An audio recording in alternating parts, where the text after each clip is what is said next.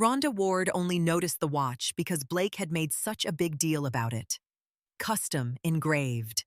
One of a kind he'd whispered on their anniversary 3 months earlier. But now, at Gate 42 in O'Hare Airport, another woman was wearing the exact same Cartier watch. Same champagne gold band. Same tiny scratch near the clasp. Same engraving. Sabrina Cole smiled down at her phone and laughed, softly. "My boyfriend has terrible timing," she told the lounge attendant. "He's probably running late again." Then Rhonda saw the name glowing across Sabrina's screen. Blake. At that exact moment, Rhonda's own phone vibrated. "Boarding now, baby. Love you."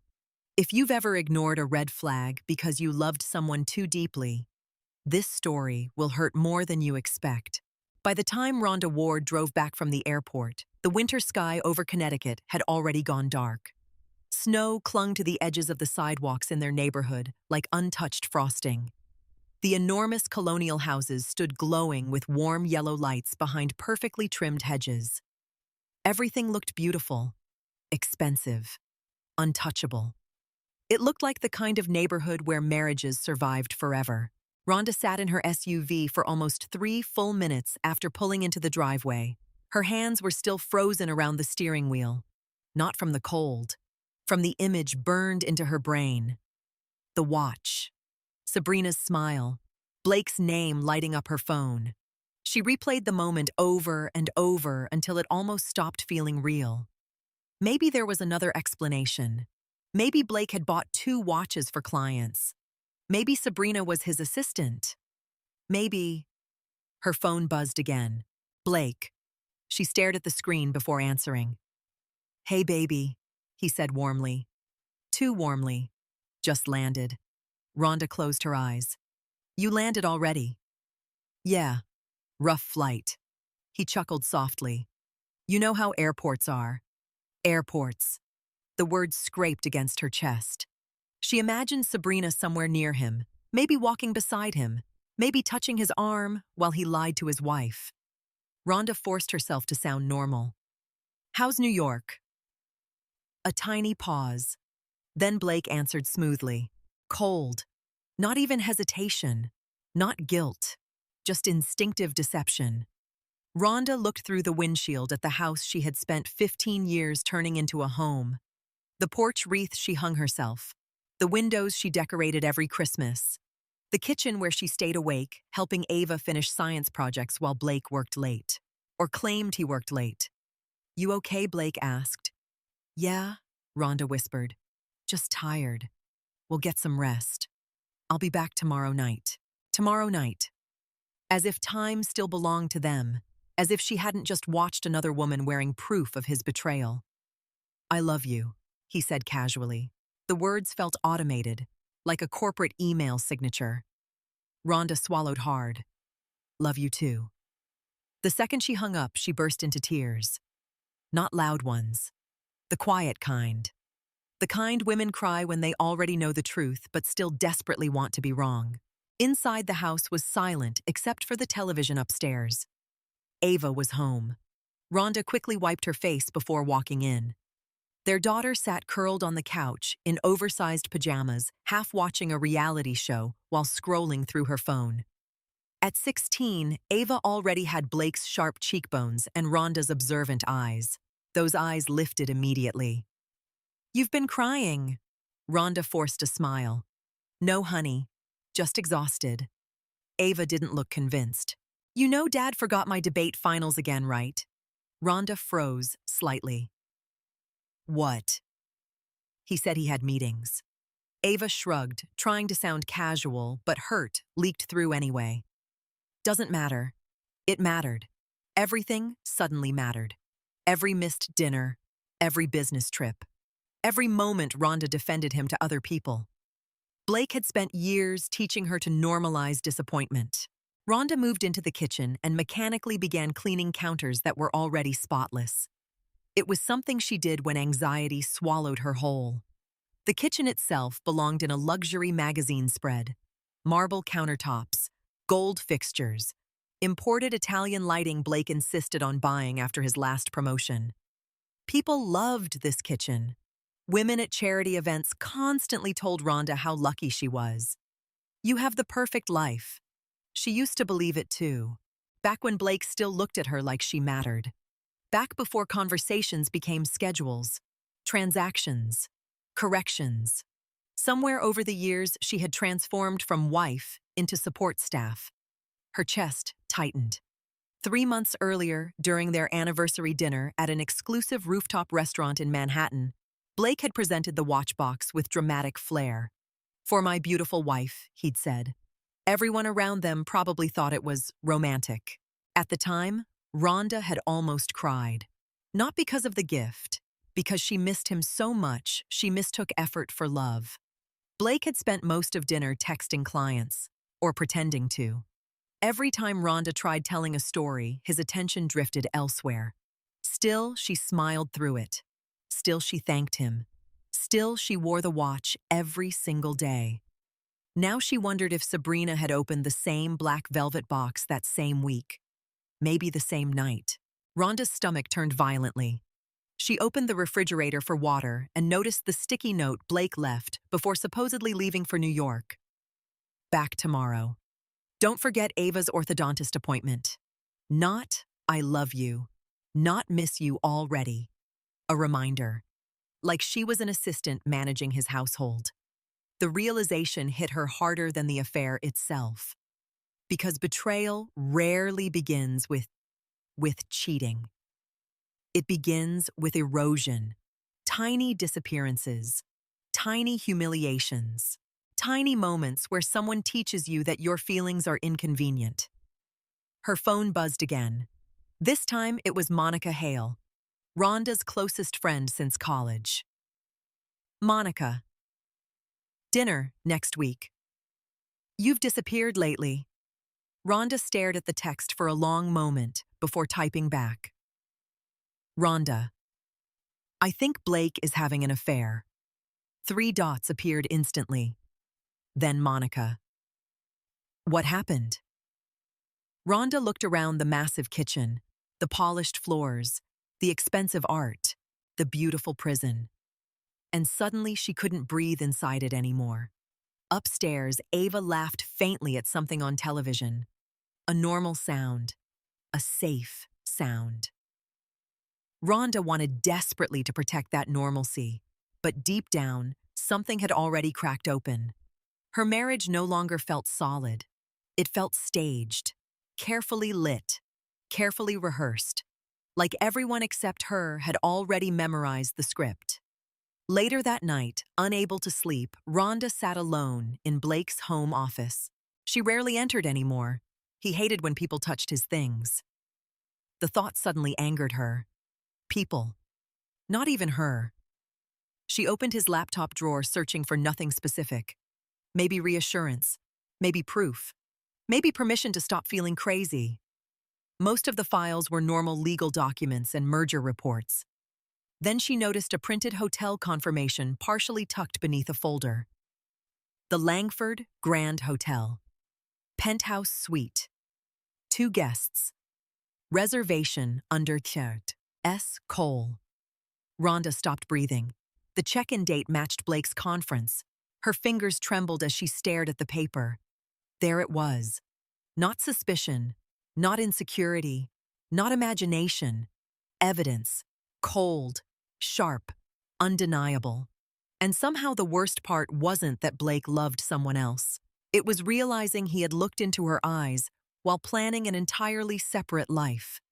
A life where she was already erased.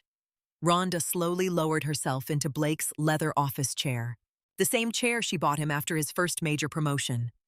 Outside, snow began falling harder against the dark windows. Inside, the silence felt enormous.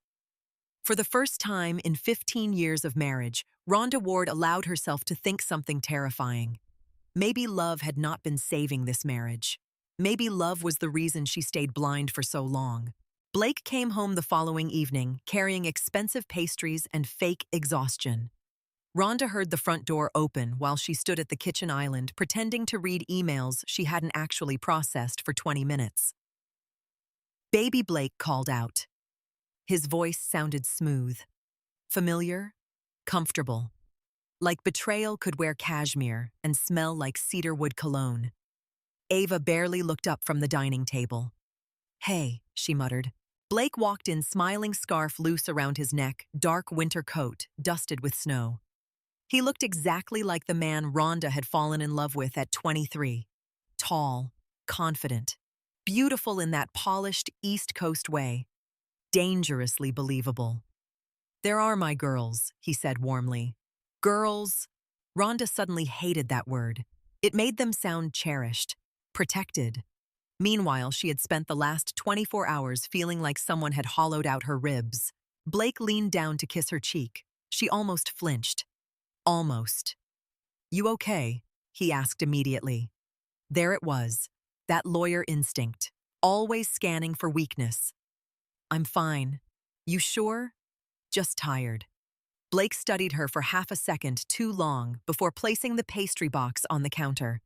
"The conference was hell," he sighed dramatically. "I swear, corporate mergers are aging me in dog years." Rhonda stared at him. At the ease of the lie. How many times had he rehearsed this version of himself, the overworked husband, the provider, the martyr? She reached for a coffee mug, mostly to steady her shaking hands. How was Sabrina's hotel suite? Silence. Not loud silence. Sharp silence. The kind that changes oxygen levels in a room. Blake's expression barely shifted, but Rhonda saw it. That microscopic pause. That tiny recalculation behind his eyes. "Sabrina," he repeated lightly. Rhonda set the mug down carefully. "I found the reservation." Blake exhaled through his nose and loosened his tie. Not panic. Annoyance. Like she'd interrupted something inconvenient. "Rhonda, no, seriously." Her voice cracked slightly. "Explain it to me because I'm trying very hard not to jump to conclusions." Blake rubbed a hand across his jaw. "She handles investor relations for Tyler Bennett's firm. That doesn't explain the matching watches." His eyes narrowed slightly. "What I saw her at O'Hare." Now real tension flashed across his face. Only for a second. Then it disappeared beneath controlled calm. "You were spying on me." The question hit her like cold water. Rhonda blinked. "What?" "You drove to the airport to investigate me. I went there to surprise my husband." "Well, this is exactly what I mean." Blake stepped back, shaking his head like he was the disappointed one. "You've become paranoid lately." Paranoid. The word sliced through her. Not hurt, not confused, not betrayed. Paranoid. Rhonda felt herself shrinking automatically the way she always did when conflict started bending toward her. "That's not fair." "Isn't it?" Blake replied sharply. "You saw a coworker wearing a watch, and suddenly, I'm having an affair." "Coworker." The lie sounded rehearsed.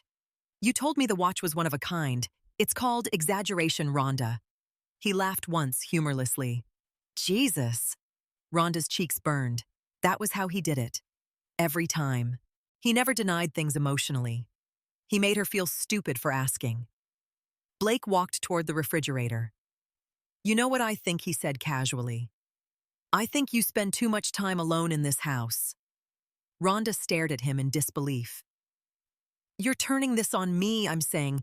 "Maybe you need something outside this family again." He shrugged. "A hobby. Work. Therapy, maybe." Therapy. As if intuition were mental illness. Ava suddenly pushed back her chair. "I'm going upstairs." Neither parent stopped her.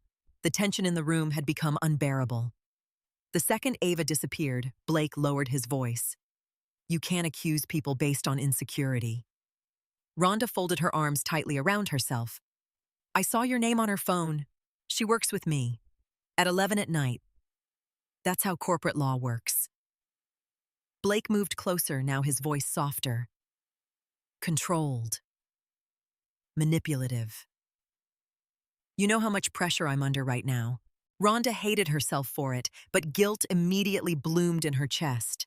Because Blake always spoke exhaustion fluently, and Rhonda had spent 15 years translating his cruelty into stress. He touched her arms gently. "Look at me." She did. "I would never humiliate you like that." The sentence almost made her laugh, because humiliation was exactly what this felt like. Blake brushed hair away from her face. "I love you." There it was again.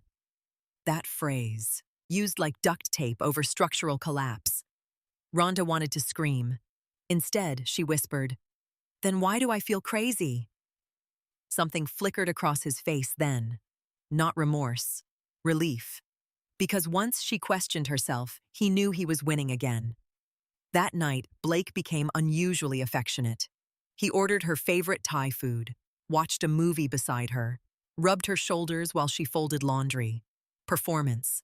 Every touch felt strategic now. Rhonda lay awake long after Blake fell asleep beside her. She stared at the ceiling while memories rearranged themselves into something uglier. How many times had he done this? How many moments had she ignored because loving someone required optimism? At 2 in the morning, Blake's phone buzzed on the nightstand. One message. The screen lit briefly. Sabrina Cole. Rhonda's heartbeat stopped. She carefully reached for the phone. Face ID locked it instantly, but the preview remained visible. "Miss you already." Rhonda felt physically ill. Beside her, Blake slept peacefully, as if betrayal cost him nothing. The next few days became torture, disguised as normal life. Sabrina's name started appearing everywhere. Corporate dinner invitations, emails, mentions during phone calls. Once Rhonda heard Blake laugh at a text message while standing in the kitchen. A soft, private laugh she hadn't heard from him in years. "Who's that?" she asked. "Nathan from work." Lie. Immediate, effortless. Rhonda Ward made everything worse. Blake's mother hosted brunch that Sunday at the country club where every woman wore diamonds and quiet judgment. Rhonda arrived in cream wool slacks and a soft sweater, but somehow still felt underdressed emotionally. Evelyn sipped champagne delicately. "Blake says Sabrina's been invaluable during the merger." Rhonda nearly choked on her coffee. Evelyn continued smoothly. "She's brilliant, very sophisticated." Then came the smile, the subtle, cruel one. "Men like Blake need intellectually stimulating women around them constantly. Corporate life is demanding." Rhonda felt heat crawl up her neck. Across the table, Blake said nothing. Not one word, not one defense. That silence hurt more than the insult. Because betrayal becomes unbearable when witnessed by people who expect you to tolerate it gracefully. On the drive home, Rhonda finally snapped.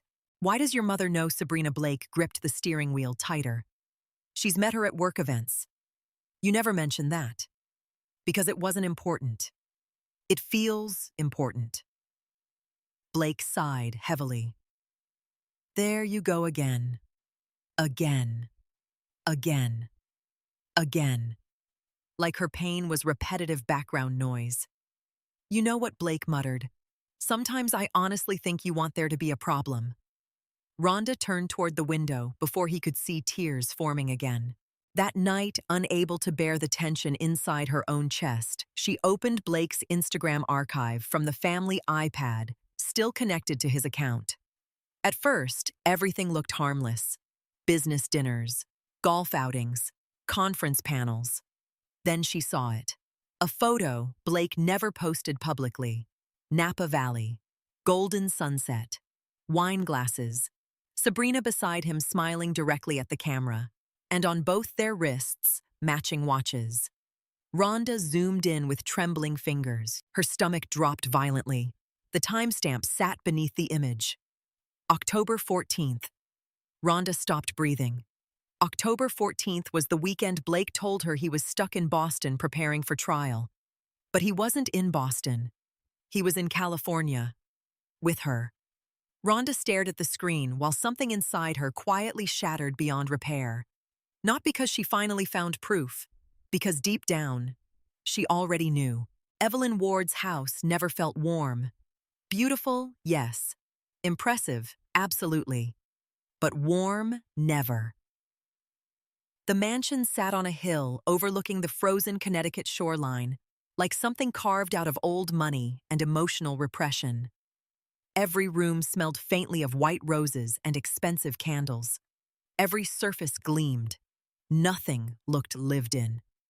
Rhonda used to think she was imagining the discomfort she felt there. Now she understood. Some houses don't reject you loudly.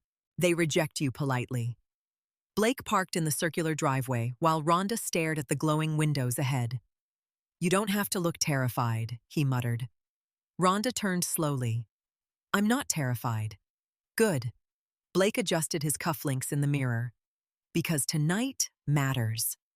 There it was again. Performance, image, optics. Everything with Blake eventually became a production.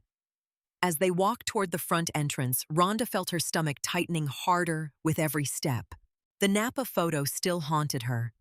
She hadn't confronted him about it yet. Not because she lacked courage, because once spoken aloud, betrayal became irreversible. Inside the house buzzed with low conversation and classical piano music floating through hidden speakers. Evelyn Ward greeted guests in a dark emerald silk dress, diamonds glittering at her throat. Even at 68, she carried herself like a woman born believing the world existed to admire her. Her eyes landed on Rhonda immediately. A quick assessment. A quick dismissal. "Rhonda," Evelyn said airily, kissing the air beside her cheek. "You look tired." "Not hello. Not nice to see you." "Tired." Rhonda forced a smile. "It's been a long week." Evelyn's gaze shifted to Blake, instantly softening in a way it never did for Rhonda. "There's my brilliant son." Blake kissed his mother's cheek. "Hi, Mom." "Graham's already here," Evelyn said. "And Tyler Bennett just arrived." "Corporate people." Of course. Even family dinners revolved around Blake's career now. As they entered the dining room, Rhonda immediately noticed she was the only spouse not involved in corporate conversation. Men discussed mergers. Women discussed charity boards and vacation homes. Everyone sounded polished, practiced, expensive. Rhonda used to belong in these rooms naturally. Years organizing nonprofit galas had taught her exactly how to navigate elite social circles. But somewhere along the way, Blake had slowly convinced her she was less intelligent than the people he worked with, less relevant, less sophisticated. And now she second-guessed herself before speaking at all. Rhonda Graham Pierce stood and hugged her warmly. At least someone still saw her as human. "You disappeared on us," he joked. "You used to run every charity auction in Connecticut." "She retired me," Blake answered before Rhonda could speak. The table laughed lightly. Rhonda smiled automatically while something sharp twisted beneath her ribs. Retired. As if her life had been a hobby Blake graciously allowed. Evelyn lifted her wine glass delicately. Well, someone had to prioritize family. Blake's career certainly required support. There it was. The compliment disguised as insult. Rhonda looked down at her plate. For 15 years, she had cooked meals, managed schedules, hosted investors, raised, supported Blake through impossible workloads, and built social connections that directly benefited his career. Yet somehow, none of it counted as ambition. Only sacrifice. And sacrifice apparently was invisible labor once performed by a wife. The dinner continued in exhausting waves of conversation. Tyler Bennett bragged about the merger. Graham discussed expansion plans. Blake dominated the room effortlessly, charismatic and sharp. Everyone admired him. Rhonda watched him laugh at stories, refill glasses, charm investors. He looked alive here, more alive than he ever looked at home. That realization hurt almost more than the cheating, because she could suddenly see it clearly. Blake loved admiration more than intimacy. He loved being impressive more than being honest. Then the front doors opened, and the entire room subtly shifted. Sabrina Cole walked in carrying a bottle of wine. Rhonda's pulse stopped instantly. Sabrina wore a sleek black coat over a cream silk dress, her dark hair falling perfectly over one shoulder. Elegant. controlled, beautiful in the kind of way that made people automatically rearrange themselves around her. And worst of all, nobody looked surprised to see her. Not Blake, not Evelyn, not Graham, not Tyler. Nobody. "Oh, good you made it," Evelyn said warmly. Warmly.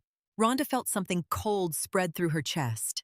Sabrina smiled gracefully. Traffic was a nightmare. Then her eyes landed on Rhonda.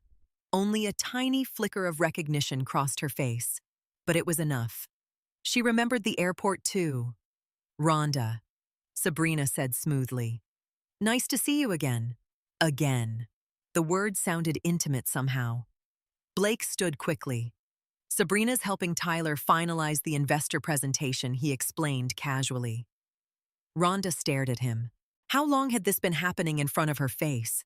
How long had she been the only uninformed person in her own marriage? Sabrina took the empty seat beside Blake. Not across. Beside. And nobody questioned it. Dinner resumed, but Rhonda could barely hear anything over the roaring in her ears. Every interaction between Blake and Sabrina now looked unbearable. Shared glances, inside jokes, the subtle familiarity of two people deeply comfortable with each other. At one point, Sabrina touched Blake's wrist while laughing, the exact wrist where his matching watch sat. Rhonda looked away immediately. She thought she might actually vomit. Then came the final humiliation. Evelyn smiled toward Sabrina over dessert. "You understand Blake's world so well. Corporate law requires a very particular temperament." Sabrina laughed softly.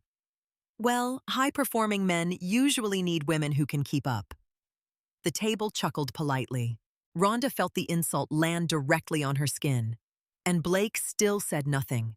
Not one word. Not one defense. Not one sign that humiliating his wife bothered him at all. Instead, he sipped his bourbon calmly while another woman diminished Rhonda right in front of him. Ava would have hated this. Thank God she'd stayed home studying. Sabrina turned suddenly toward Rhonda with a sympathetic smile. "I hope Blake isn't working too hard lately." Rhonda's throat tightened. "He's busy. He always says you hate flying alone." Sabrina smiled lightly. "I told him he should travel with you more." Everything inside Rhonda went still. She stared directly at Sabrina now. Blake's expression changed instantly. Tiny, fast, but terrified. Because Rhonda had never told Sabrina she hated flying. That conversation happened privately. Late one night in bed, after turbulence triggered a panic attack during a trip years ago. Blake remembered. He told her. The room suddenly felt too small, too bright, too fake. Rhonda slowly placed her fork down. Across the table, Blake was watching her carefully now, warning her silently. Do not make a scene. Protect the image. Protect him. For years, Rhonda would have obeyed that silent command automatically. Tonight felt different. Because humiliation changes shape once a woman finally sees it clearly. It stops feeling personal and starts feeling strategic. Sabrina reached for her wine glass. The watch glimmered under chandelier light. Rhonda couldn't stop staring at it. Matching pieces, matching lies, matching betrayals, and everyone at this table knew except her. A terrible realization suddenly crawled through Rhonda's mind. This wasn't new. This wasn't recent.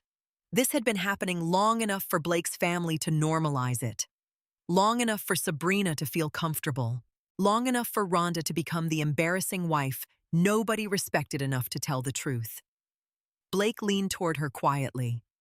You okay? Rhonda looked at him. Really looked at him. At the man she had defended for 15 years.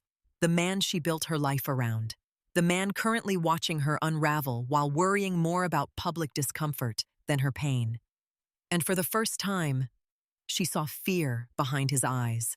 Because Blake suddenly realized something dangerous. Rhonda was no longer confused. Rhonda didn't cry on the drive home from Evelyn's mansion. That was the strange part. She thought she would. She thought humiliation that deep would break something visibly. Instead, she felt cold, calm in the most dangerous way. Blake drove with both hands on the steering wheel, jaw tight, eyes fixed ahead. The silence between them no longer felt like marriage. It felt like aftermath. "You embarrassed me tonight," Blake finally said. Rhonda turned slowly toward him. The audacity nearly made her laugh. "Embarrassed you? You were staring at Sabrina like a psychopath." There it was again. Not guilt, not apology. Attack. Blake always moved toward control when cornered. Rhonda looked out the window at the passing lights. "I know about Napa." The car went silent. Not even the heater seemed loud anymore. Blake's grip tightened visibly on the wheel. "You went through my things. You lied to me. You invaded my privacy." The immediate deflection stunned her. Rhonda stared at him in disbelief. "You took another woman to California while telling me you were working." Blake exhaled sharply. Nothing happened. The lie landed so casually it almost insulted her intelligence more than the affair itself. Rhonda laughed once. Small, broken. "You bought her the same watch." It wasn't serious. That sentence hit harder than confession. Not serious. As if betrayal only counted if emotions were involved. As if destroying someone carefully over time could somehow remain meaningless. Rhonda swallowed hard. Does she know that Blake didn't answer? And suddenly, Rhonda understood something horrifying. Sabrina probably believed she mattered too. Different lies. Different women. Same manipulator. When they reached home, Blake immediately disappeared into his office.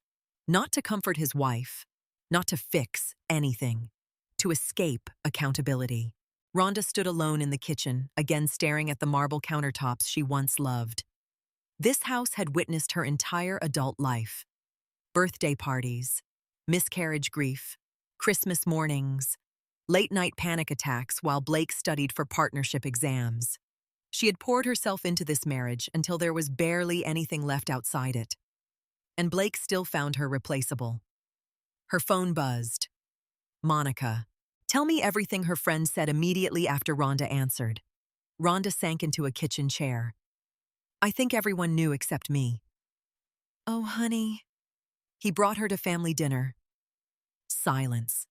Then Monica muttered softly, "That's evil." Rhonda closed her eyes. The validation nearly made her cry. Because that was the thing about emotional manipulation. You stop trusting your own pain after a while. Blake had spent years convincing her she was overly sensitive, emotional, dramatic. But Monica sounded horrified. Normal horrified. Which meant this wasn't normal. "What are you going to do?" Monica asked carefully. Rhonda looked toward Blake's office upstairs. The light beneath the door glowed faintly. Working, or texting Sabrina, or both. "I don't know." But even as she said it, something inside her already did.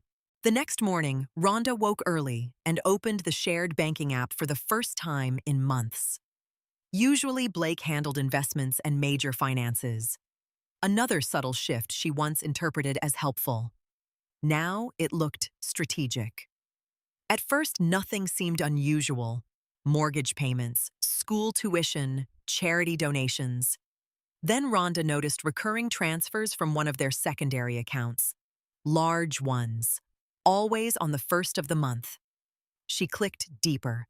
Luxury apartment payments. Downtown Stamford. Her stomach dropped. Rhonda immediately searched the address online. Modern high-rise, private concierge, floor-to-ceiling windows. Monthly rent higher than most people's mortgages. Her pulse hammered violently now. Blake wasn't just cheating. He was building another life and funding it with marital money. A memory suddenly resurfaced. 3 months ago, Blake had snapped at her for buying Ava a designer prom dress. "Do you know how hard I work for this money?" he'd said, coldly. Rhonda remembered apologizing. while he secretly financed another woman's luxury apartment. The humiliation made her physically nauseous. Later that afternoon, Blake came downstairs freshly dressed for work, perfectly composed again, as if the previous night never happened, as if Rhonda's world hadn't collapsed. "Ava has debate practice at 6, he said while adjusting his watch. The watch.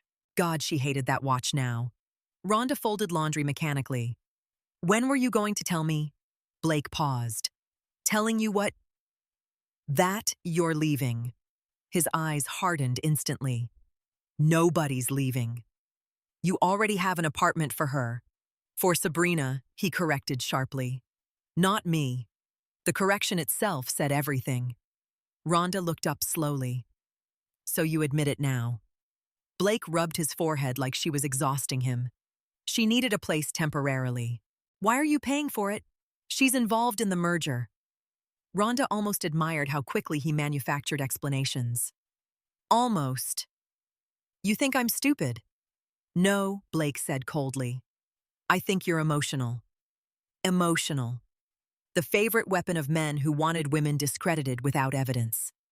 Rhonda stood abruptly.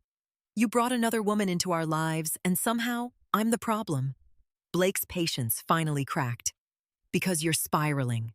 His voice thundered through the kitchen. "You're obsessed. You're checking accounts, going through photos, interrogating me constantly because you're cheating." The words exploded out of her. Finally. Fully. The truth echoed violently between them. Blake stared at her, breathing hard. Then, unbelievably, his expression shifted into irritation instead of shame. "You have no idea how much pressure I'm under right now." Rhonda looked at him like she no longer recognized the species of man standing in front of her. "No," she whispered. "You have no idea what you've done to me." For a split second, something flickered across Blake's face. Not empathy. Fear? Because Rhonda's voice no longer sounded desperate. It sounded detached. And detached women were dangerous. That night, Rhonda overheard the final piece accidentally. Blake had stepped outside onto the back patio to take a phone call. The sliding kitchen door remained cracked open slightly. Rhonda wasn't trying to listen until she heard Sabrina's voice faintly through the speaker. "Once the divorce is finalized, we can stop hiding." Rhonda froze completely. Divorce. Finalized. Not hypothetical. Planned. Blake lowered his voice sharply. "Not now. You promised me," Sabrina pressed. "I'm tired of being hidden." Rhonda's hands began shaking violently. Promised. The word hollowed her out. Because Blake wasn't confused. He wasn't torn. He wasn't accidentally caught in emotional chaos. He had already chosen. He just hadn't informed his wife yet. A few minutes later, Blake came back inside looking irritated. Rhonda stood waiting in the kitchen. "I heard her." His face went still. For once, no immediate lie arrived. No manipulation. No charm. Only calculation. Then Blake sighed heavily, almost impatiently. "Rhonda, this marriage hasn't worked for a long time." The cruelty of the sentence nearly stole her breath, because men like Blake only rewrite history after betrayal. Suddenly, every sacrifice she made became irrelevant. Every loyal year erased. "You were preparing divorce papers," she whispered. Blake didn't deny it. That hurt more than anything else. Not the affair, not the lies, the planning, the months of pretending while quietly preparing her replacement. Rhonda looked at the man she loved for 15 years and realized something devastating. Blake Ward had not accidentally broken her heart. He had managed her exit strategy. Rhonda did not remember walking upstairs. Later, she would remember fragments only, her hand sliding against the banister, the sound of Blake pouring himself bourbon downstairs, the horrifying normalcy of it all, as if marriage could quietly die while someone fixed themselves a drink. She entered the bedroom slowly and shut the door behind her. Then she collapsed. Not gracefully, not cinematically. She folded onto the floor beside the bed and cried so hard her ribs hurt. 15 years. 15 years reduced to logistics and hidden paperwork. The worst part wasn't even Sabrina anymore. It was the realization that Blake had emotionally left long before Rhonda noticed the empty space beside her. For hours, she sat on the carpet surrounded by pieces of her own life. Their wedding photo smiled down from the dresser. Blake's navy suit, her cathedral veil. Two people who once looked genuinely hopeful. Rhonda stared at the photograph until her vision blurred. "What happened to us?" she whispered. But deep down, she already knew the answer. Nothing happened suddenly. That was the tragedy.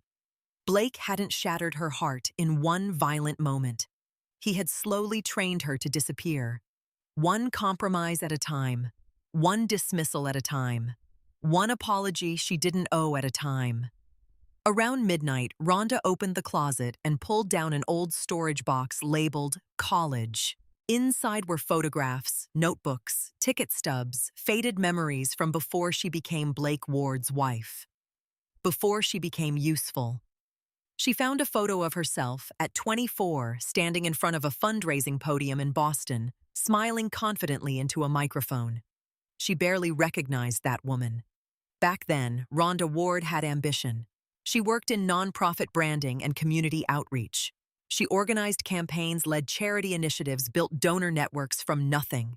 People listened when she spoke. Then she met Blake. And at first, loving him felt easy.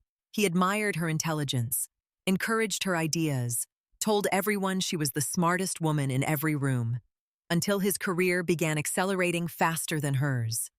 Until supporting him became temporary. Until temporary quietly became permanent. Rhonda remembered long nights proofreading Blake's legal presentations while pregnant with Ava.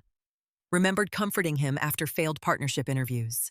Remembered selling her late father's vintage jewelry to help cover one brutal financial year while Blake built his client portfolio. She remembered all of it. And suddenly, rage mixed with grief. Because Blake did not build his life alone. He built it standing on her unpaid labor. The next morning, Rhonda looked terrible. Eyes swollen, skin pale, soul exhausted. Blake barely noticed. He stood in the kitchen, reading emails while drinking espresso, like a man entirely unburdened by morality. "We should discuss this rationally," he said, calmly. Rationally. As if betrayal were a contract negotiation. Rhonda laughed bitterly. "Did you ever love me?" Blake looked irritated by the question. "Of course I did." Did. Past tense. The words stabbed clean through her. Blake sighed heavily. "You're making this more dramatic than it needs to be." Rhonda stared at him in disbelief. "You had another woman while planning a divorce behind my back. I was trying to avoid unnecessary conflict." The cruelty of that sentence was almost artistic. Rhonda realized then that Blake genuinely believed himself reasonable. Men like him always did. They mistook emotional detachment for maturity. "What was your plan?" Rhonda asked quietly. "Wait until Ava left for college." Blake hesitated, which meant yes. Her stomach turned. Ava entered the kitchen seconds later, immediately sensing tension. Teenagers always knew, even when adults lied. "You guys okay?" she asked, cautiously. Blake answered too quickly. "Everything's fine."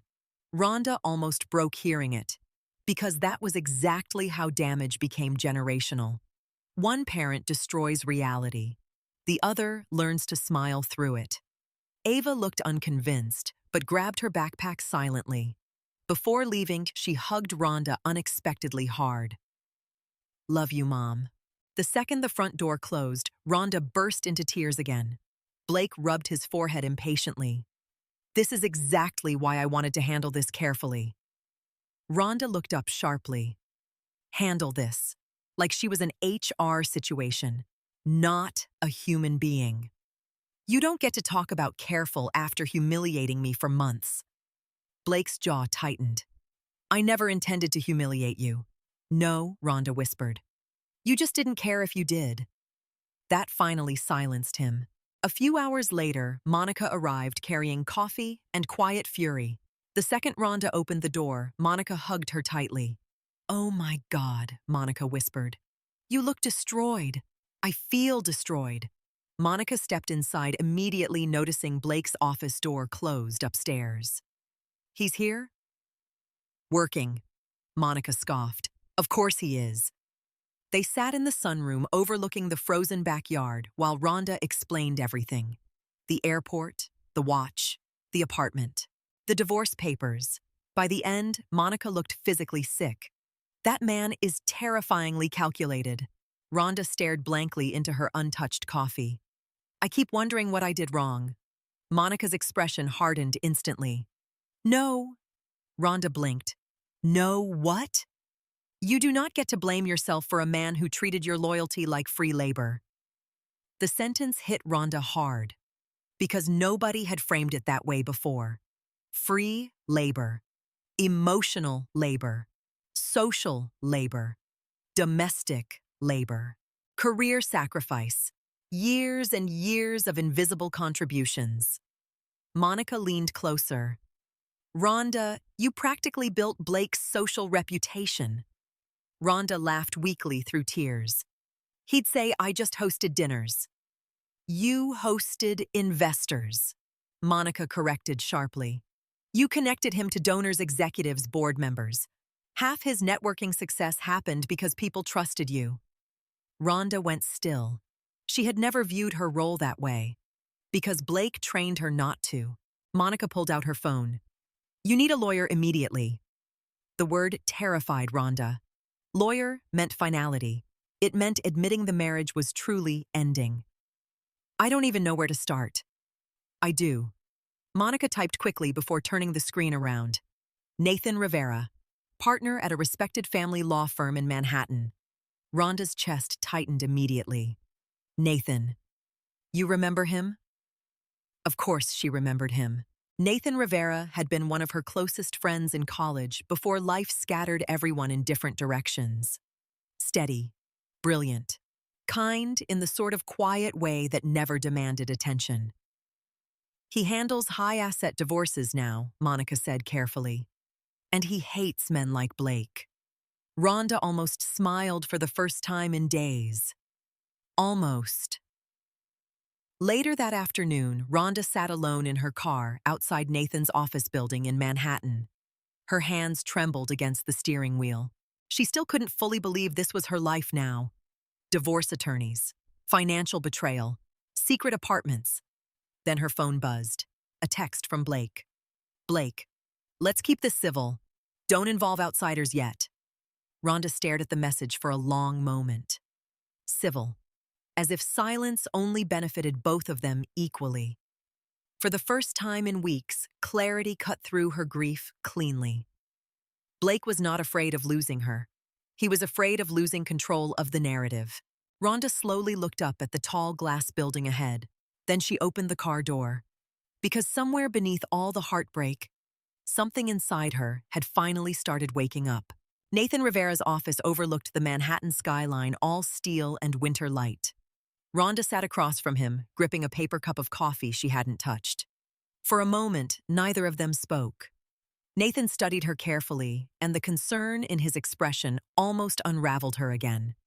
Because unlike Blake's concern, Nathan's didn't feel strategic. It felt human. "You look exhausted," he said quietly. Rhonda let out a weak laugh. "That's apparently my personality now." Nathan leaned back, slightly dark eyes steady on hers. "No. That's what betrayal looks like when someone's been carrying it alone." The sentence hit too close to her ribs.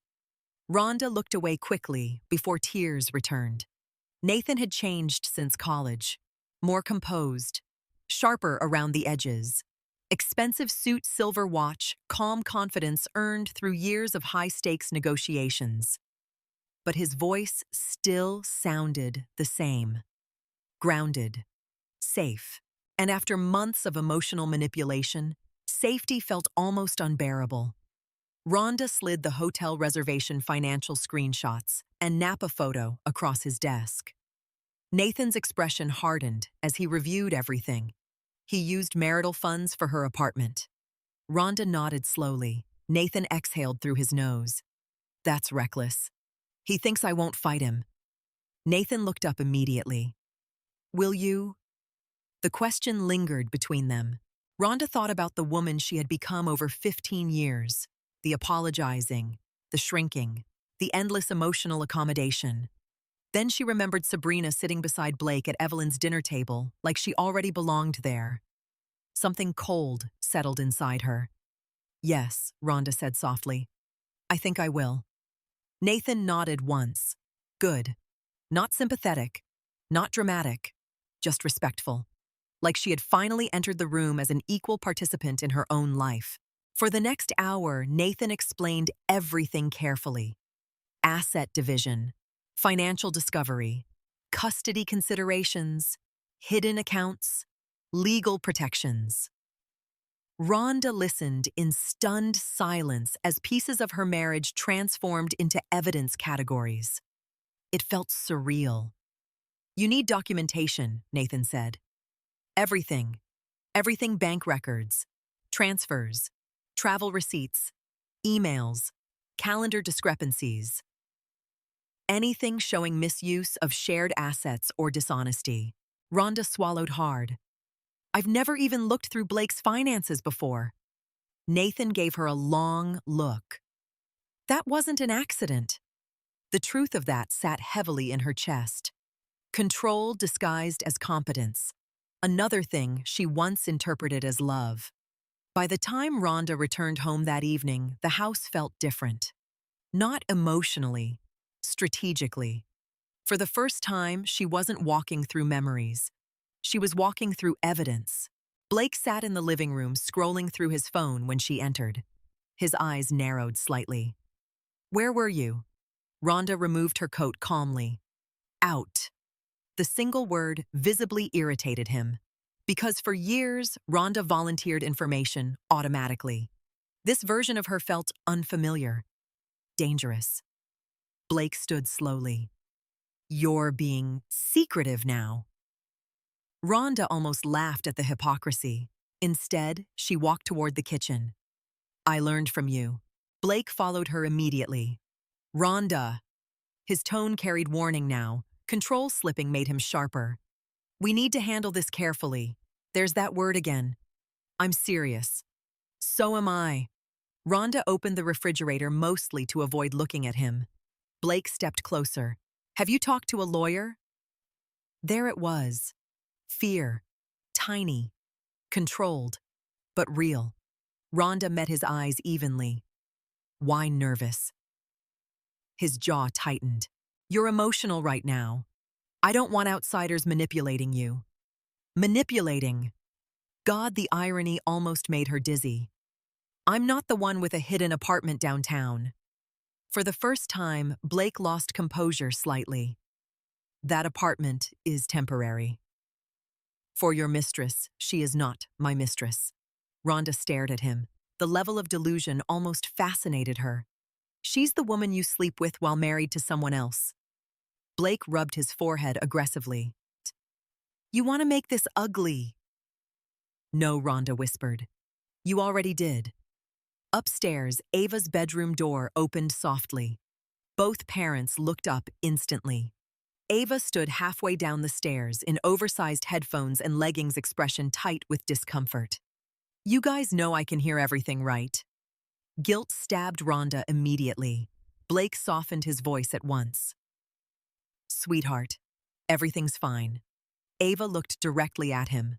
No, it's not. Then she walked downstairs slowly and grabbed a bottle of water from the kitchen fridge. The tension in the room became suffocating. Finally, Ava spoke quietly. You've been lying a lot lately. Blake froze. Rhonda's chest tightened. Ava. Blake started. You missed my finals because of a meeting. Ava made air quotes bitterly. Then Mom said you weren't even in Boston. Blake looked toward Rhonda sharply. Rhonda said nothing, because she suddenly realized something heartbreaking. Ava had been noticing far more than either parent understood. Teenagers always did. They learned relationship dynamics long before adulthood, which meant Ava had spent years watching her mother tolerate emotional neglect. The thought made Rhonda feel physically sick. "I'm going to Monica's this weekend," Ava muttered quietly. Then she disappeared upstairs again. Silence followed. Heavy, damaging. Blake looked exhausted now. Not guilty. Inconvenienced. "This is exactly what I wanted to avoid." Rhonda stared at him in disbelief. "You keep talking like the affair happened to you." Blake didn't answer. Because somewhere deep down, he probably believed it had. That night, after Blake finally fell asleep, Rhonda entered his office again. This time, without guilt. She opened drawers carefully, checked folders, photographed financial statements, hotel invoices, private dinners billed to corporate accounts. Every discovery hurt. But every discovery also strengthened something inside her. Women stop begging once truth replaces confusion. At 1:17 a.m., Rhonda opened an expense spreadsheet and froze. 2 purchases from Cartier, same date, same amount, her anniversary gift, and Sabrina's. Bought together. Rhonda stared at the screen until her vision blurred. Not because she still hoped. Hope was dying now. This hurt because Blake had looked her in the eyes while orchestrating parallel intimacy. Same watch, same promises, same performance. She quietly photographed everything. Then she noticed another line item farther down. Monthly wire transfer. Description, future relocation. Her pulse spiked violently. Future relocation, not fantasy. Planning, logistics, exit strategy. Rhonda sat back slowly in Blake's leather chair. For years, she believed her marriage was deteriorating naturally. 2 busy adults drifting apart. Stress, pressure, life. But this was calculated. Blake hadn't simply fallen for someone else. He had prepared to replace his wife while still benefiting from her loyalty. The realization hardened something inside her permanently. Suddenly, she remembered every moment Blake made her feel irrational. Every accusation of being too emotional, every subtle humiliation, every time he weaponized her kindness against her. Nathan's words echoed in her mind. Men like Blake only panic when control disappears. Rhonda looked toward the bedroom upstairs where Blake slept peacefully, still assuming she would cry, still assuming she would stay, still assuming love made her weak. Quietly, Rhonda opened her phone and forwarded every financial file to a private encrypted folder Nathan had created for her earlier that afternoon. One by one, methodically, calmly. When she finally finished, she removed her wedding photo from Blake's desk. Not dramatically, not angrily, just carefully, like a woman beginning to separate herself from a lie. And for the first time since the airport, Rhonda Ward no longer felt powerless. She felt awake. The following week felt like stepping into a world constructed entirely to test Rhonda's patience. Blake's corporate gala was being held at the prestigious Metropolitan Club in Manhattan, a place that smelled of expensive leather and quiet arrogance. Guests arrived in sleek tuxedos and diamond-studded gowns. Each smile, each laugh carried the weight of deals and alliances, and Rhonda realized just how small and invisible she had been in these environments for years. She adjusted her cream silk blouse, letting her hair fall naturally over her shoulders. Unlike previous events, she did not feel nervous about appearances. This was different. This time, she felt calm, poised, dangerous in ways Blake could never predict. Blake noticed immediately. "Rhonda," he said quietly, leaning toward her as they entered the ballroom. "You look different." She smiled softly, letting the words hang. Different. He wouldn't have guessed that different meant awake. That she had begun seeing through every performance, every manipulation, every lie. Sabrina Cole was already there, perched near Tyler Bennett, and several potential investors laughing in that smooth, controlled way Rhonda had come to despise. Blake didn't acknowledge her in front of Rhonda, which was strategic. He was trying to hide just as he always did, but the damage was already visible. The subtle connection, the way Tyler and Blake leaned toward each other while consulting quietly about the merger, exposed everything. Rhonda navigated through the crowd, subtly collecting observations. She noted investor reactions, timing of conversations, the pattern of Blake's interactions with Sabrina, everything. Each little detail was a thread she could pull to unravel the carefully constructed image of their lives. She found Graham Pierce in the corner, discussing a projected merger with a senior partner. His sharp gaze softened when he saw her approach. "Rhonda," he said warmly, "you're attending this gala alone." She nodded, letting her presence command attention without trying. The room seemed to hum around her, every corporate player now aware of a woman who had previously existed in the background, quietly indispensable, now fully visible. "I could ask you the same," she replied. Graham's eyes flickered. "Blake tends to make it complicated." Rhonda suppressed a small, bitter laugh. Complicated.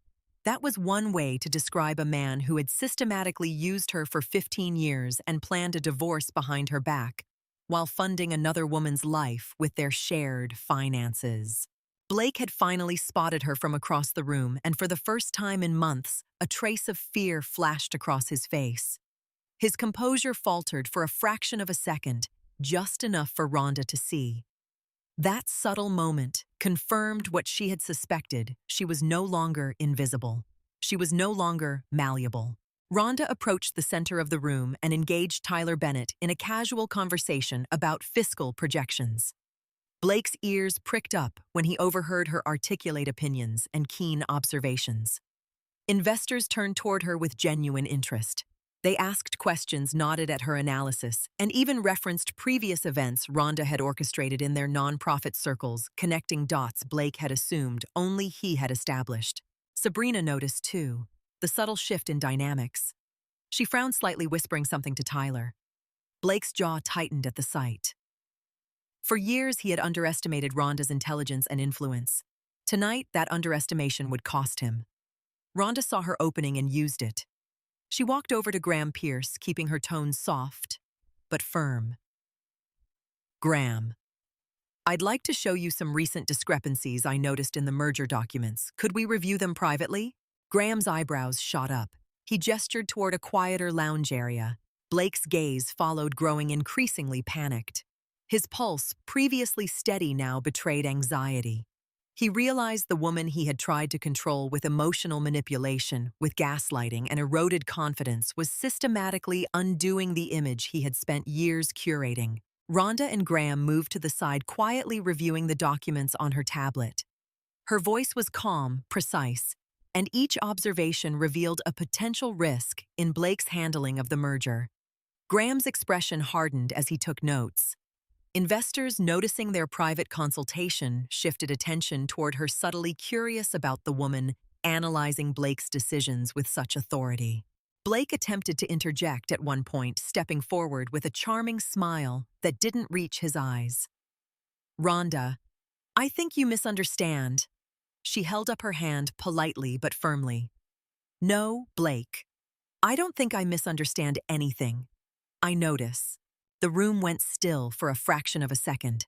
Silence that carried weight. Sabrina's lips parted slightly in shock.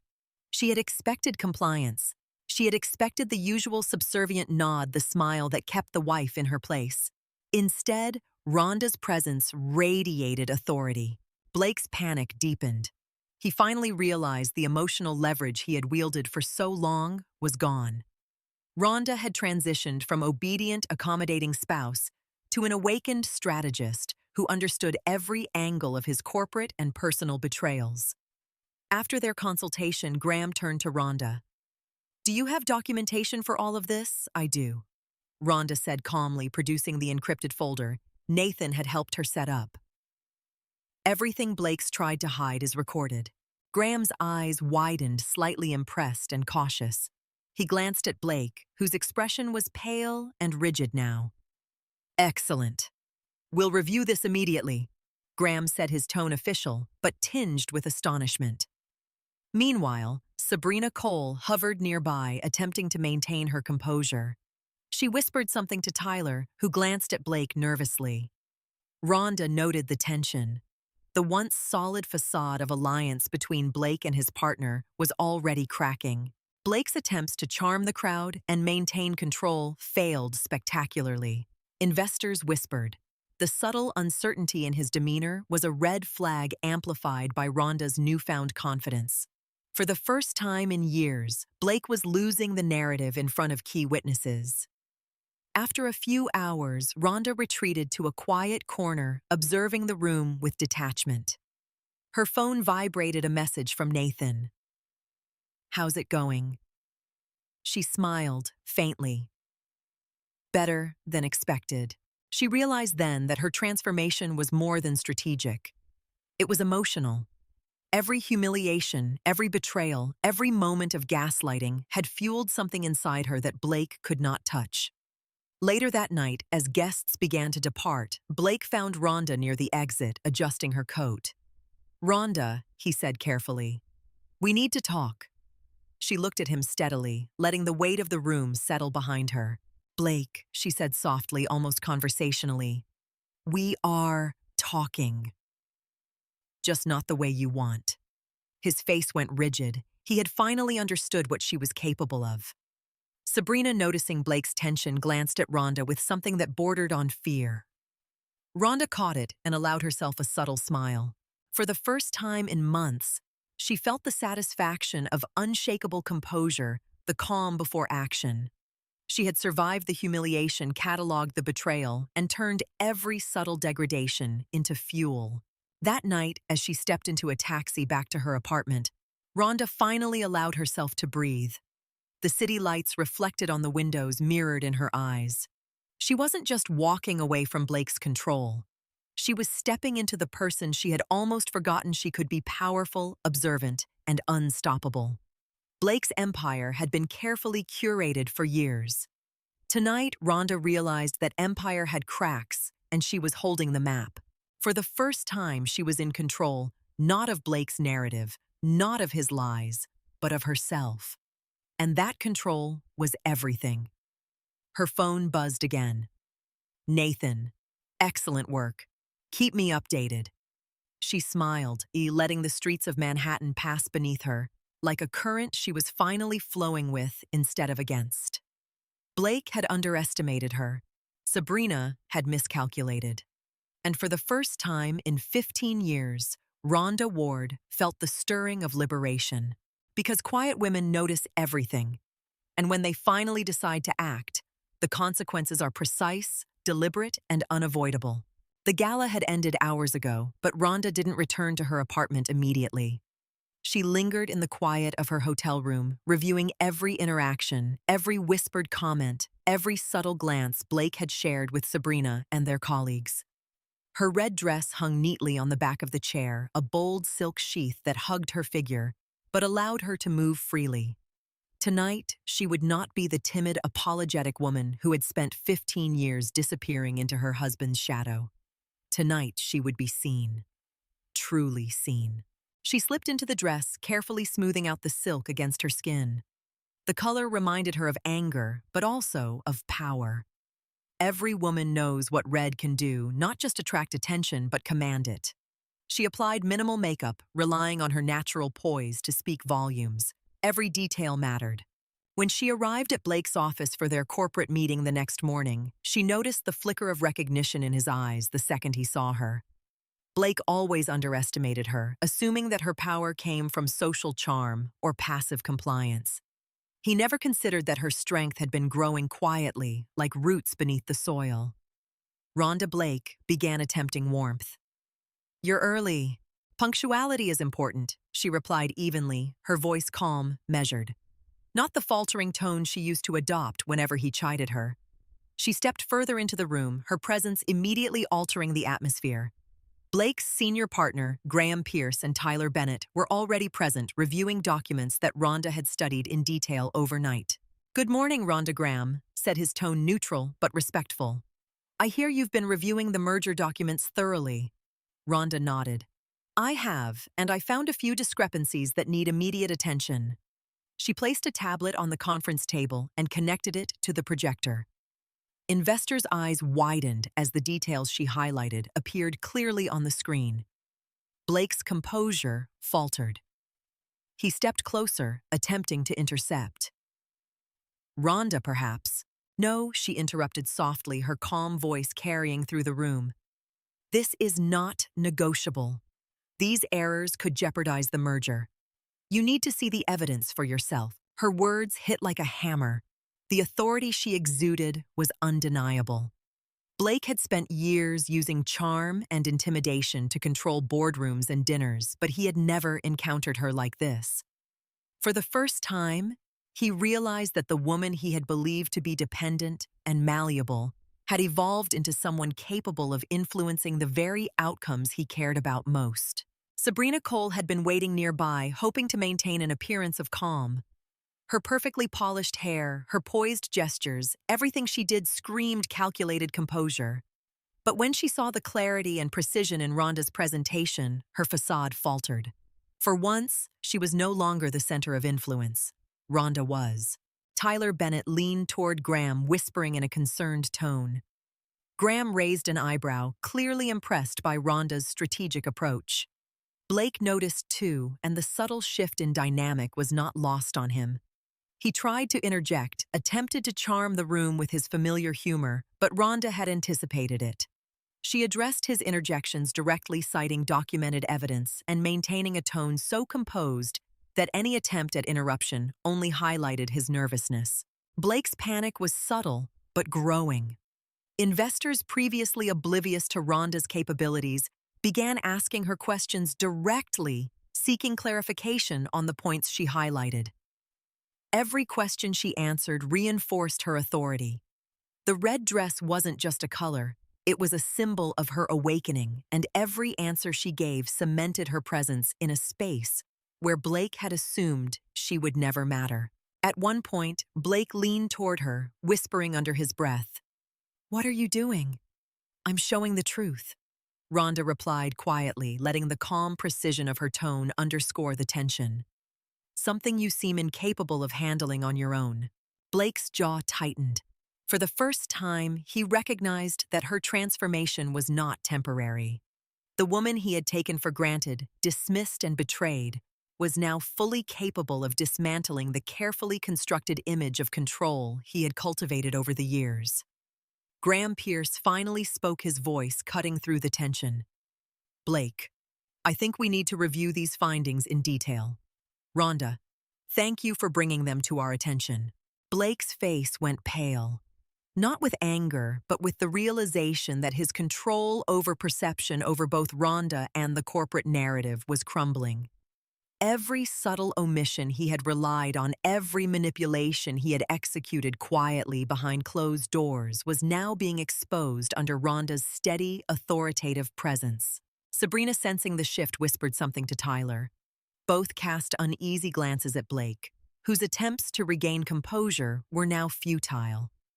Rhonda, noticing their discomfort, allowed herself a subtle private smile. This was the first time in years she had felt genuine satisfaction, not revenge in a vindictive sense, but a profound acknowledgement of her regained power and clarity. After the meeting, Blake tried to pull her aside, attempting his familiar mix of charm and intimidation. "Rhonda, we need to talk privately," he said, voice low, urgent. She looked at him steadily. "We are talking, Blake. Just not the way you expected." His face fell. For the first time, the certainty he had relied on for years, certainty that Rhonda could be manipulated, silenced, or dismissed, was gone. The gala, the documents, the corporate room, they had all been tests she had anticipated and prepared for. But more than strategy, this was about reclamation, reclaiming her dignity, her intelligence, and her place in a life she had long been made to feel invisible in. By the end of the day, Rhonda had not only proven her capacity to Blake and his associates, but also witnessed the subtle unraveling of alliances he had assumed were unshakable. The red dress, the calm voice, the careful preparation, they were not mere symbols. They were statements. She was no longer a supporting character in the story of Blake Ward's life. She was the author of her own narrative.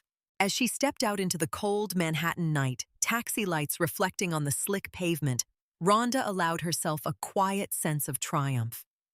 Blake had underestimated her. Sabrina had miscalculated, and for the first time in years, Rhonda Ward felt entirely and irrevocably in control. She wasn't just surviving anymore. She was awake, aware, and ready. And that awareness, sharp and unstoppable, was only the beginning. 3 days after the boardroom confrontation, Sabrina Cole called Rhonda directly. Not texted, not emailed, called. Rhonda stared at the incoming number while sitting in Monica's kitchen, fingers wrapped around untouched coffee. Monica looked over immediately. "Who is it?" Rhonda's stomach tightened. "Sabrina." Monica nearly dropped her mug. "You're kidding." The phone kept vibrating. For a moment, Rhonda considered ignoring it. But something inside her, a newer, colder version of herself, wanted to hear what Sabrina Cole sounded like without Blake controlling the conversation. Rhonda answered calmly. "Hello?" A pause. Then Sabrina's polished voice came through quieter than expected. "I think we should talk. No arrogance, no superiority, just tension." Rhonda glanced at Monica before replying. "Why another pause?" "Because I don't think Blake told either of us the full truth." That sentence changed everything. 2 hours later, Rhonda sat across from Sabrina inside a private lounge at a luxury hotel in Manhattan. The irony almost amused her. For months, Rhonda imagined this woman as untouchable, confident, calculated, cruel. But Sabrina looked exhausted, dark circles beneath her eyes, perfect makeup barely masking stress. For the first time, Rhonda saw something unexpected. Not a villain. A woman who had also been manipulated by the same man. Sabrina folded her hands carefully. "He told me your marriage was basically over." Rhonda laughed softly, brokenly. "Funny. He told me you were just a colleague." Sabrina looked away immediately. Guilt flashed across her face. "I didn't know about the apartment funds being shared assets." Would it have mattered? The question landed harder than Rhonda intended. Sabrina hesitated, then answered honestly. "Probably not at first." At least she wasn't lying. That alone felt refreshing after months inside Blake's reality distortion field. The lounge remained quiet around them, soft jazz humming faintly through hidden speakers. Finally, Sabrina exhaled shakily. "He promised me we'd go public after the merger." Rhonda stared at her silently. "He said staying married was temporary because of financial optics and Ava's school situation." Every word hurt. Not because Rhonda still believed Blake loved her, but because she now understood how thoroughly he compartmentalized human beings. Different promises for different women. Different versions of reality depending on what benefited him most. Sabrina swallowed hard. "I know you hate me." Rhonda studied her for a long moment. Oddly enough, hatred had started fading days ago. Hatred required emotional attachment. And Rhonda was beginning to see the situation with horrifying clarity. "You're not the person who betrayed me," Rhonda said quietly. Sabrina blinked in surprise. "Blake is." For a second, neither woman spoke. Then Sabrina laughed bitterly under her breath. "You know the crazy part." "What?" "He made me feel special because he said you stopped seeing him." Rhonda almost smiled. Not from humor, from recognition. Classic manipulation. Blake tailored emotional narratives depending on audience. To Rhonda, he was neglected and overworked. To Sabrina, he was trapped and misunderstood. To himself, he was probably heroic. "Did he tell you I built most of his nonprofit network?" Rhonda asked, softly. Sabrina frowned slightly. "No." "Did he mention I helped him through law school? No."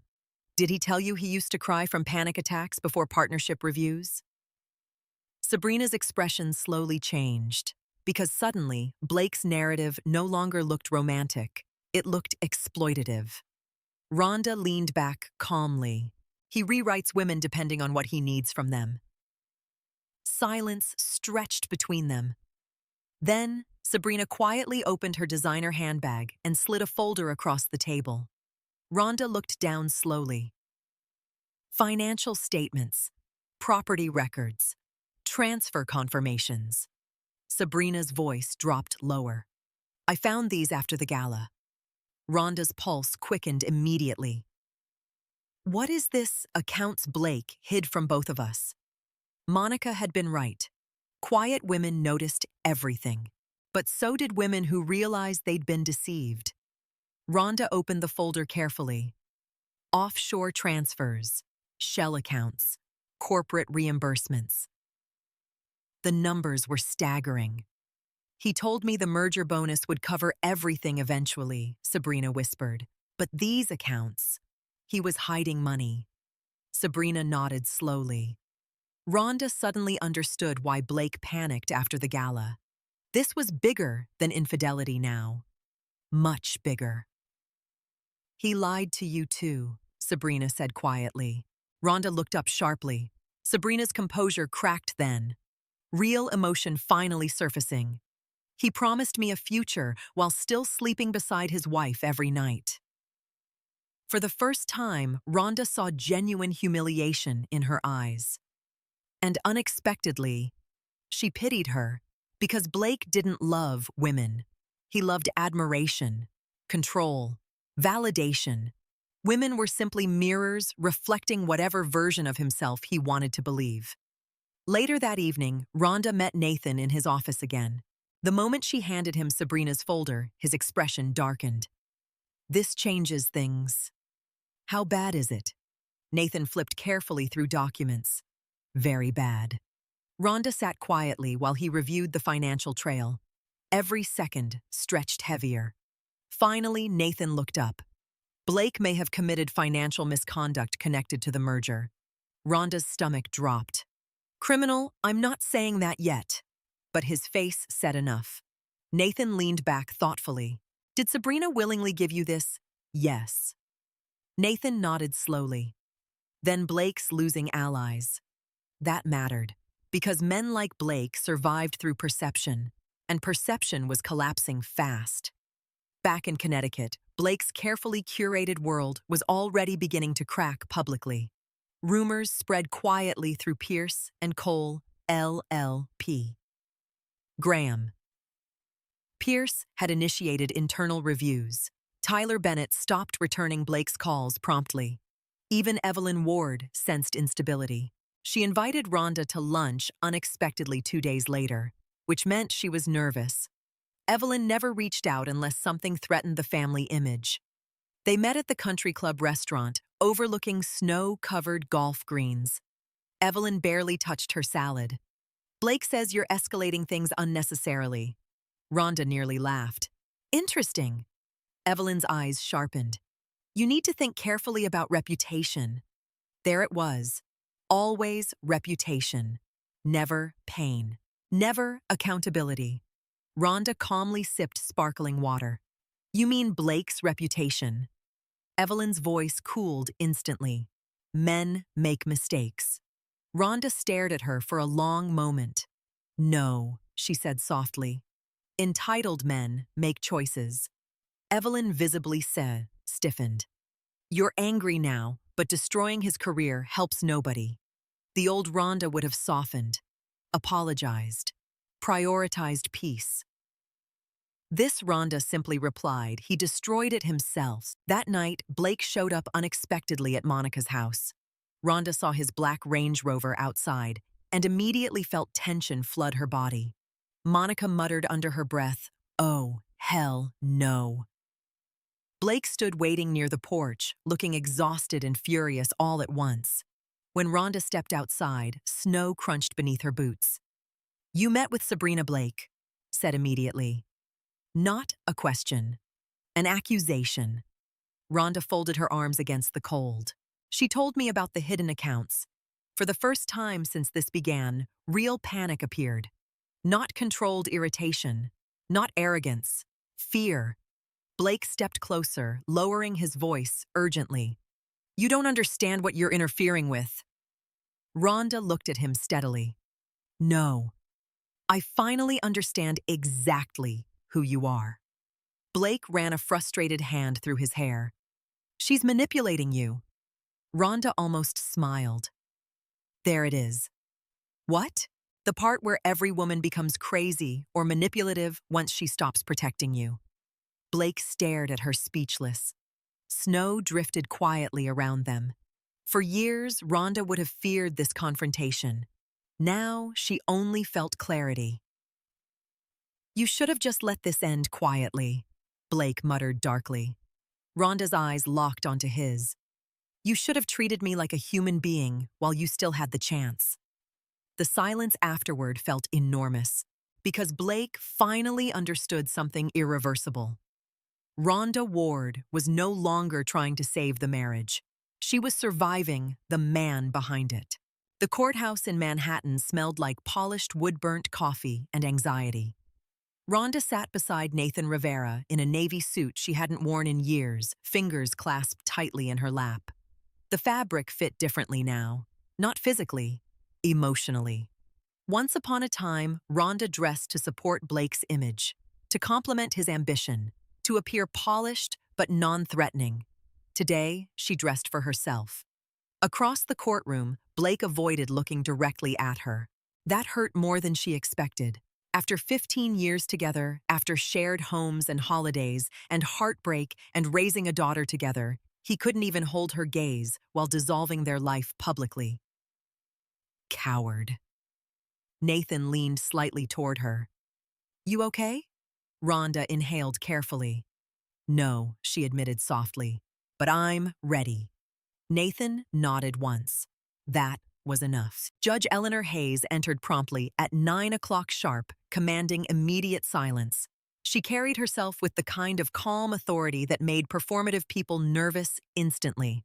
Blake shifted in his seat. Good. For weeks, Blake had controlled every room through confidence and charm.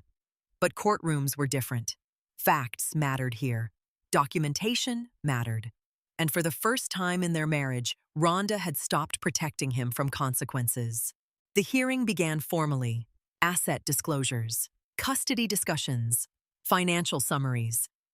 Everything sounded disturbingly clinical, considering it represented the collapse of an entire life. Nathan remained composed throughout, occasionally making notes, while Blake's attorney, a sleek, older man named Richard Feldman, attempted to frame the situation carefully. Then came the first real strike. Mrs. Ward Feldman began smoothly. Would it be fair to say your husband primarily supported the family financially during the marriage? Nathan objected immediately. Misleading characterization. Judge Hayes nodded. Sustained. Rephrase. Feldman smiled politely. Of course he would. Men like him weaponized politeness professionally. Did you maintain traditional employment during most of the marriage? Rhonda sat straighter. No. Feldman nodded, like that answer benefited him. And Mr. Ward paid household expenses, yes. There it was. The narrative. Dependent wife. Successful husband. Disposable contribution. Feldman continued carefully. So your role was primarily domestic. Before Rhonda could answer, Nathan calmly stood. Your Honor, we'd like to clarify what domestic included in this marriage. Judge Hayes gestured. Proceed. Nathan walked slowly toward the evidence screen. Then one by one he began dismantling Blake's carefully curated version of reality.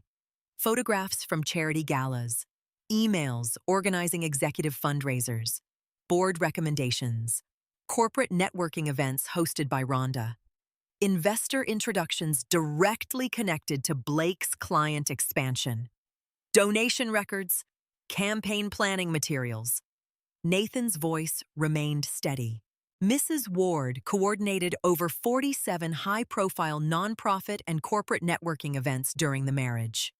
The courtroom grew quieter. These events included executives later tied directly to Mr. Ward's partnership advancement. Blake's jaw tightened, visibly. Nathan continued. Mrs. Ward also managed primary childcare responsibilities, relocation logistics, community representation, and unpaid strategic social branding, benefiting Mr. Ward's professional image. Feldman shifted uncomfortably. Nathan turned calmly toward the judge. Domestic labor does not become valueless simply because a paycheck wasn't attached. The sentence landed hard. Rhonda felt emotion rise unexpectedly into her throat. For years, Blake minimized everything she contributed. Hearing someone articulate her value out loud felt almost surreal. Nathan wasn't done. He displayed financial records next. The apartment, the Cartier purchases, luxury travel reimbursements, transfers to Sabrina Cole. Judge Hayes' expression hardened visibly. "Mr. Ward," she interrupted sharply, "were these expenditures disclosed during preliminary filings?" Blake cleared his throat. "They were business-related." Nathan stepped forward immediately. "Then why were private residential payments made from joint marital accounts?" Silence. Blake looked toward his attorney. For the first time since this process began, he genuinely looked cornered. Rhonda watched him carefully. This was the same man who once made her apologize for buying Ava a prom dress. The same man who called her emotional while secretly financing another woman's life. The same man who spent years convincing her she contributed nothing measurable. And now, all his hidden transactions sat projected on a courtroom screen for strangers to examine. Humiliation looked different when men finally experienced it themselves. Then came the moment Rhonda wasn't emotionally prepared for. Nathan called Ava. Rhonda immediately stiffened. She hated involving their daughter, but Ava insisted. And now, watching her 16-year-old walk carefully toward the witness chair nearly shattered Rhonda's composure completely. Ava looked older lately. Like betrayal had accelerated something in her. Feldman approached gently. "Ava, do you love both your parents, yes? Do you believe your father cares about you?" Ava hesitated. That hesitation hurt Blake more than any accusation could. "He cares about appearances," Ava answered quietly. The courtroom went still. Blake's face visibly changed. Pain flickered there finally. Real pain. Ava continued softly. "My mom always protected our family emotionally. My dad mostly managed it like a schedule." Rhonda closed her eyes briefly. God, no teenager should understand emotional neglect this clearly. Nathan kept his questions minimal, compassionate. But the damage was already done. Because children always reveal the truth adults spend years disguising. After Ava stepped down, Judge Hayes called for a brief recess. The courtroom buzzed quietly with whispered conversations. Blake approached Rhonda immediately once they entered the hallway. "You brought Ava into this." Rhonda stared at him in disbelief. "You lied to her too." Blake lowered his voice furiously. "She's a child. She's old enough to notice when her father disappears every weekend." Blake exhaled sharply. "You're enjoying this now." The accusation stunned her. Enjoying this? Rhonda looked around the courthouse hallway, the fluorescent lighting, the legal files, the destruction of 15 years. "You think this is revenge?" she whispered. Blake's expression hardened defensively. "What else would you call it?" Rhonda stepped closer, slowly. "This is what happens when women stop cleaning up your messes." For a second, Blake looked genuinely speechless. Not because she raised her voice, because she didn't. Her calmness unsettled him now. The old Rhonda cried, explained, appeased. This Rhonda simply observed, and observation terrified manipulative people. Back inside the courtroom, Nathan presented the final financial summary. Then came the revelation that shifted everything permanently. Forensic accounting has identified several undisclosed offshore transfers connected to Mr. Ward's secondary holding accounts. The room went silent. Feldman visibly paled. Judge Hayes removed her glasses slowly. Undisclosed, Nathan nodded. "We are formally requesting expanded financial review." Blake looked furious now. Not ashamed, not heartbroken. Exposed. Judge Hayes studied documents carefully before speaking. Given the evidence presented, this court is ordering a comprehensive forensic audit of all relevant accounts and partnership-related assets. There it was. The sound of Blake's control collapsing publicly. Rhonda looked at him across the courtroom. For years, she feared his anger, his disappointment, his emotional withdrawal. Now, he just looked small. Not because he lost money, because he lost the illusion of superiority. As court adjourned for the day, reporters lingered quietly near courthouse steps outside. Not scandal reporters. Corporate journalists. Business insiders. Whispers had already started spreading through legal circles. Blake Ward, the polished corporate attorney with the perfect suburban family, was unraveling. Nathan gathered files calmly beside Rhonda.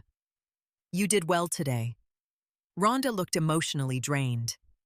"I feel sick." "That's normal." Nathan paused carefully before adding, "But you should also feel proud." Proud. The word almost made her cry again. Because survival had consumed her for so long, we forgot strength could exist quietly too. As they exited the courthouse together, snow drifted lightly across Manhattan streets. Rhonda pulled her coat tighter around herself. Behind them, Blake remained trapped near courthouse doors, arguing urgently with Feldman, still trying to control damage, still trying to negotiate perception. But for the first time in 15 years, Rhonda Ward had stopped shrinking to protect a man who never protected her. And everyone could finally see it. The collapse did not happen all at once. Men like Blake Ward rarely fell dramatically. They eroded publicly while privately insisting everything remained under control. At first, it was subtle. Delayed phone calls, canceled meetings, cold responses from colleagues who once admired him. Then came the distance, the kind powerful people created when they sensed liability. Pierce and Cole, LLP, officially announced an internal ethics review 3 days after the forensic audit began. The statement itself was carefully worded, professional, neutral, but everyone understood what it meant. Blake Ward had become dangerous to stand beside. Rhonda first saw the article while sitting in a quiet cafe near Monica's real estate office. She stared at the screen silently. "Monica." "He's finished." Rhonda looked away from the phone immediately, not because she disagreed, because part of her still mourned the man she thought Blake used to be. That was the cruelest thing about betrayal. You grieved someone who technically still existed. They just never existed in the way you believed. Across the cafe, Monica watched her carefully. "You okay?" Rhonda exhaled slowly. "I don't know." And it was true. She expected revenge to feel victorious. Instead, it felt exhausting, like surviving surgery. Necessary, but brutal. Monica reached across the table gently. "You're allowed to stop protecting him emotionally now." The words settled heavily inside Rhonda's chest. Because even after everything, part of her still instinctively softened Blake's consequences in her mind. That was what long-term emotional conditioning did. It trained women to prioritize male comfort over female devastation. Later that afternoon, Nathan called. The firm suspended him pending review. Rhonda closed her eyes briefly. Suspended. The word sounded enormous. Nathan's voice remained careful. "There's more." Her stomach tightened instantly. What the offshore account findings triggered additional scrutiny tied to merger reporting. Criminal scrutiny. Potentially. Rhonda leaned back slowly against the cafe booth. For a second, she almost couldn't process the scale of what Blake created. One affair, one lie, one hidden account. Then suddenly an entire empire began unraveling.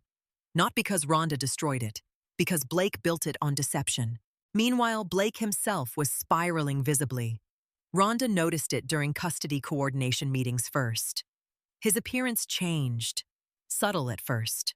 Wrinkled shirts, dark circles beneath his eyes, irritability replacing charm. The polished corporate perfection had cracked. Then Ava stopped wanting to see him regularly. That hurt him more than the legal investigation ever could. One rainy Thursday evening, Rhonda found Ava sitting quietly at the kitchen counter, scrolling through social media with tears in her eyes. What happened? Ava turned the phone around silently. Anonymous legal gossip pages had begun discussing Blake online.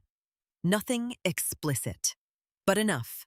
Comments speculating about affairs, corporate fraud. People at school are talking. Ava whispered. Rhonda's heart broke instantly. She moved beside her daughter quickly. I'm so sorry. Ava shook her head hard. This isn't your fault. But the fact that Ava even felt the need to say that revealed how much emotional damage Blake caused already. Ava stared down at the phone again. I used to think Dad was the smartest person I knew. Rhonda swallowed painfully. I know. Ava's voice cracked softly. But smart people aren't supposed to hurt everyone around them. No, they weren't. That night, Blake called unexpectedly. Rhonda almost ignored it. Almost. But Ava sat upstairs crying quietly, and some part of Rhonda still believed parents should try. She answered calmly. What Blake sounded exhausted. Actually exhausted. Not performatively tired. Real unraveling. Can I talk to Ava? She doesn't want to talk tonight. Silence. Then, you turned her against me. Rhonda closed her eyes immediately. There it was. Still. Even now. Accountability remained impossible for him. She watched you betray our family herself, Blake. I made mistakes. You built another life. Blake exhaled shakily. You don't understand the pressure I was under. Rhonda almost laughed. Not because it was funny, because it was tragic how desperately he still clung to justification. Do you hear yourself? She whispered. For the first time ever, Blake sounded uncertain. What's that supposed to mean? It means you still think pressure explains cruelty. Silence again. Heavy. Then Blake said quietly, I never wanted this. Rhonda looked around Monica's guest bedroom, where she'd temporarily been staying while legal proceedings continued. Simple furniture, quiet lighting, peace. And suddenly, clarity hit her hard. Yes, she said softly. You did. Because wanting the benefits of betrayal without consequences was still wanting betrayal. Blake just wanted comfort included. A few days later, Sabrina officially disappeared from Blake's life, too. Rhonda learned through Nathan that Sabrina had retained separate legal counsel and fully cooperated with financial investigators. Blake lost his affair partner the same way he lost his wife. The moment illusion stopped benefiting someone. Oddly, Rhonda didn't feel satisfaction hearing it. Just sadness. Sabrina had been manipulated too. Not innocently, but manipulatively loved people often became manipulative themselves. That was how emotional damage spread. Evelyn Ward, however, remained exactly the same. Rhonda encountered her unexpectedly outside a department store in Manhattan one afternoon. Evelyn looked immaculate as always. Perfect coat, perfect makeup, perfect denial. Rhonda. Rhonda nodded politely. Evelyn. For a moment, neither woman moved. Then Evelyn spoke quietly. You could have handled this privately. There it was again. Reputation over humanity. Rhonda looked at her former mother-in-law carefully. You mean quietly? Evelyn's jaw tightened slightly. Blake's entire career is collapsing. Rhonda stared at her. Did you ever once care that my entire marriage collapsed? That silenced her. Because women like Evelyn understood status deeply. But empathy, not nearly as much. That night, Rhonda attended therapy for the first time in years. Not marriage counseling, actual therapy. For herself. The office felt warm and understated. Nothing performative, nothing polished, just safe. The therapist listened quietly while Rhonda explained 15 years of gradual emotional erosion. By the end, Rhonda whispered something she hadn't admitted out loud before. I don't know who I am outside being needed. The therapist's expression softened gently. That's very common after long-term emotional manipulation. Manipulation, not failure, not weakness, not inadequacy. The word changed something inside Rhonda permanently, because manipulative people trained others to believe survival behaviors were personality flaws. Over the following weeks, Rhonda slowly began rebuilding pieces of herself. Morning walks alone, coffee without anxiety, reading again, music in the kitchen, tiny things, tiny freedoms. Meanwhile, Blake deteriorated publicly. Articles spread, clients withdrew. Graham Pierce officially distanced the firm from Blake during a shareholder meeting. Then came the final blow: suspension without pay, pending investigation. Rhonda received the news while grocery shopping. Strangely enough, she didn't feel triumphant, only tired. Because destruction never looked as cinematic in real life as revenge fantasies promised. Mostly, it looked lonely. That same night, close to midnight, someone knocked on Monica's front door. Rhonda froze instantly. Monica peeked through the curtains first, then muttered quietly, "Oh my God." Rhonda already knew. Blake stood outside in the snow, looking shattered. No luxury coat, no polished confidence, no perfect image. Just a man finally forced to stand alone with the consequences of himself. Monica looked at Rhonda carefully. "You want me to tell him to leave?" Rhonda stared toward the door, silently. For 15 years, Blake Ward always entered rooms like he belonged there. Tonight, he looked like a stranger begging for shelter from a storm he created himself. And for the first time since all of this began, Rhonda wasn't afraid to face him. Blake looked smaller in the snow, not physically, spiritually.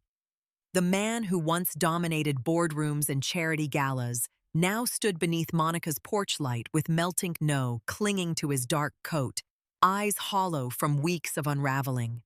Rhonda opened the door slowly but didn't invite him inside.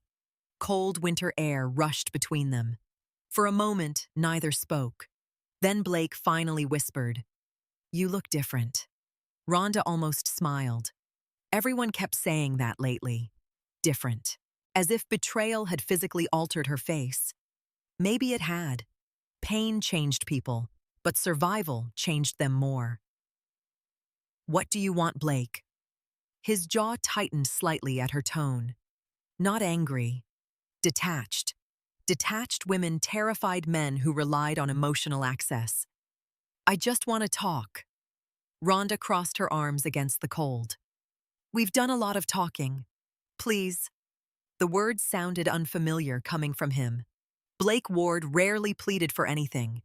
He negotiated, controlled, directed, but pleading required vulnerability, and vulnerability looked unnatural on him. Behind Rhonda, Monica hovered protectively near the hallway. Rhonda glanced back briefly. "I'm okay." Monica looked unconvinced, but disappeared upstairs quietly. Blake noticed. "She hates me." Rhonda looked at him evenly. "She watched what this did to me." Blake lowered his eyes for a second. That tiny movement hurt unexpectedly, because somewhere beneath all the manipulation and arrogance, there was still a man Rhonda once loved deeply. That was what made endings brutal. Love didn't vanish immediately when truth arrived. Sometimes it lingered painfully beside betrayal. Rhonda stepped aside slightly. 5 minutes. Blake entered carefully. The warmth inside Monica's house contrasted sharply with the freezing night outside. Everything here felt smaller than the life Rhonda once shared with Blake. Simpler, realer. No performance, no designer perfection. Just comfort. Blake looked around awkwardly. "You're staying here for now." His face shifted subtly. Guilt, maybe. Or disbelief. Because Blake probably assumed Rhonda would collapse without the lifestyle he provided. Manipulative people always underestimated how resourceful wounded women became. Rhonda remained standing while Blake sat cautiously on the edge of the couch. For a few seconds, silence stretched heavily between them. Then Blake finally spoke. I ended things with Sabrina. Rhonda felt absolutely nothing hearing it. That realization surprised her most. Months ago, that sentence would have shattered her. Now, it just sounded late. She left you first, Rhonda said calmly. Blake looked stunned. How did you? Because women stop romanticizing men once consequences become public. Blake rubbed exhausted hands over his face. She meant nothing. Rhonda stared at him for a long moment, then quietly said, "That's what makes it worse." The sentence hit him visibly. Good. Because that was the truth, Blake still didn't fully understand. If Sabrina had been true love, maybe Rhonda could have rationalized the betrayal emotionally. But meaningless betrayal, careless betrayal, ego-driven betrayal, that was uglier. Blake leaned forward desperately. You have to believe me when I say I never wanted to hurt you. Rhonda laughed softly. Not cruelly. Sadly. Blake hurting me was built into every decision you made. No. Yes. Her voice remained calm. That calmness kept destabilizing him. Because Blake knew how to manage emotional women. He didn't know how to manipulate emotionally healed ones. You lied to me for months, Rhonda continued quietly. You let another woman sit at family dinners while I questioned my sanity. Blake swallowed hard. I thought I could manage everything. There it was again. Management. Control. Optimization. Even now, he discussed human devastation like failed scheduling. Rhonda studied him carefully. When did you stop loving me? The question visibly hurt him. Real pain flashed across his face for the first time all night. I never stopped. Rhonda shook her head slowly. You don't do this to someone you love. Blake looked down at his hands. And finally, the truth began slipping out. Not polished. Not rehearsed. Raw. I liked how she looked at me. Rhonda went still. Blake exhaled shakily. She made me feel successful, important, untouchable. There it was. The real confession. Not sex. Not romance. Validation. Blake continued quietly, voice cracking slightly now. With you, eventually everything became responsibility. Rhonda absorbed the words silently, not because they shocked her, because they confirmed everything. She was never truly his partner. She was infrastructure, emotional support, stability. The woman who absorbed pressure while he chased admiration elsewhere. You know what's sad, Rhonda whispered. Blake looked up slowly. You think love is supposed to feel exciting all the time. Silence. Rhonda's eyes burned, but her voice stayed steady. Real love is somebody staying gentle with you once life stops being entertaining. Blake's expression shattered slightly, because deep down he knew she was right. For 15 years, Rhonda stayed gentle, even when exhausted, even when lonely, even when neglected. And Blake repaid that devotion by chasing the temporary high of being admired by someone new. Upstairs, a floorboard creaked softly. Ava, listening. Rhonda's chest tightened painfully. Children always witnessed more heartbreak than parents intended. Blake noticed too. His face crumpled slightly. She hates me. Rhonda shook her head. No, she's disappointed in you. That hurt him more. Blake stood suddenly and paced toward the window. Snow continued falling outside. Quiet. Endless. I lost everything. The words sounded almost childlike. Rhonda looked at him carefully. No, she said softly. You sacrificed everything. Because loss implied helplessness. Blake made choices. Repeatedly. Knowingly. That distinction mattered. Blake turned toward her slowly. I thought you'd forgive me eventually. The honesty of it stunned her. Not because it was surprising, because it explained everything. All the arrogance, all the carelessness. Blake genuinely believed Rhonda's love guaranteed permanent access to her forgiveness. Rhonda suddenly understood something profound. Men like Blake confused loyalty with infinite tolerance. "You never thought I'd leave," she whispered. Blake didn't answer, which meant yes. Of course he didn't. For 15 years, Rhonda absorbed every disappointment quietly. Why would he assume this time was different? That realization no longer hurt. It empowered her, because she finally understood how thoroughly he underestimated her humanity. Rhonda walked slowly toward the front door and opened it gently. Cold air rushed inside again. Blake stared at her silently, not ready, not accepting this ending. But endings rarely arrived when people felt prepared. Rhonda. She met his eyes one last time, the same eyes she once built entire futures around. "You miss the woman who saved you from yourself," she said quietly. Blake's face broke completely. Tears finally filled his eyes. Real tears. Too late tears. Rhonda continued softly, "But you destroyed her, trying to impress people who were never going to love you properly."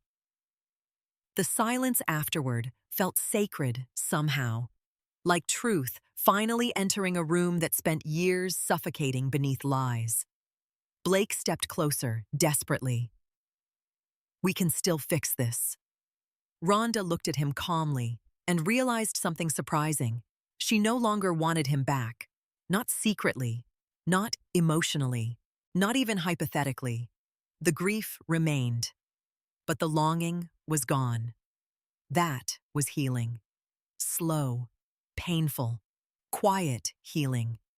"No," Rhonda whispered gently. "You can't rebuild trust on top of humiliation." Blake stood frozen, finally understanding, finally seeing her clearly. Not as wife, not as emotional support, not as guaranteed forgiveness, but as a woman, a human being. One he had broken too many times. Rhonda waited silently until Blake finally walked back into the snow. This time she did not chase after him emotionally, did not soften, did not rescue him from consequences. She simply closed the door. And upstairs, Ava quietly began crying. The final settlement hearing took place on a gray February morning. New York looked washed clean by winter rain, every street reflecting silver beneath the cloudy sky. Rhonda stood outside the courthouse for a moment before entering, breathing slowly as cold air filled her lungs. This was it. The official ending of 15 years. Strangely, she didn't feel panic anymore, only grief. And beneath the grief, peace. Nathan walked beside her, carrying a leather portfolio, calm as always. "You ready?" Rhonda nodded quietly. "As ready as I'll ever be." Inside the courtroom buzzed softly with lawyers' assistants and muted conversations. Blake was already there. He looked older, not dramatically, but visibly worn down by consequences.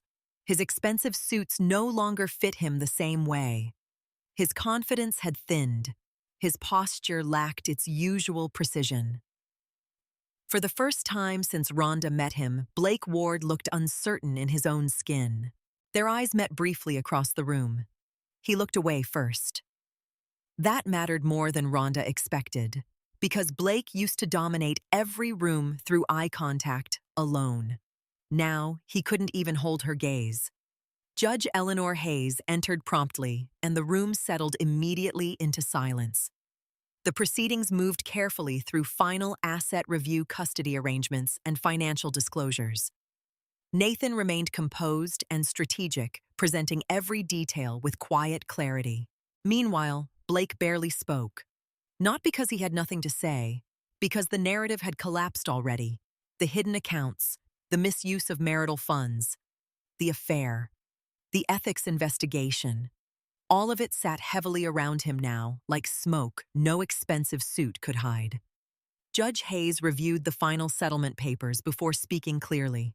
The court finds Mrs. Ward made substantial non-financial contributions directly supporting the marital estate and Mr. Ward's professional advancement. Rhonda swallowed hard. Validation still felt unfamiliar. The judge continued. Mrs. Ward is awarded the Connecticut Property Interest Financial Settlement Protections and reimbursement adjustments connected to undisclosed expenditures. Blake closed his eyes briefly. Not dramatic, just exhausted. And for a second, Rhonda almost pitied him again. Almost. Then she remembered crying alone on the bedroom floor while he planned another life. Compassion without boundaries had nearly destroyed her once already. Never again.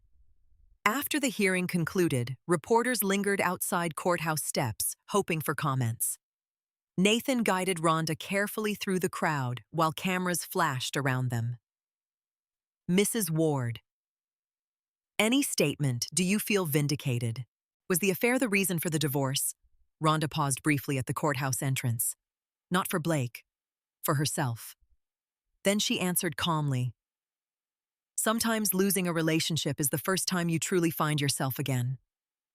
The reporters went silent instantly, because truth always sounded louder than scandal.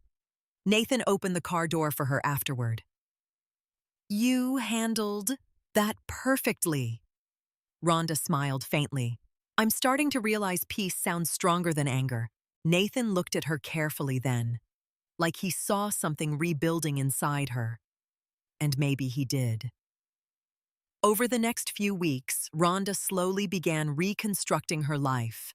Not dramatically, quietly. She rented a bright apartment overlooking the river in Manhattan. Nothing enormous, nothing performative, just hers. For the first time in years, she decorated a space without asking Blake what matched the aesthetic.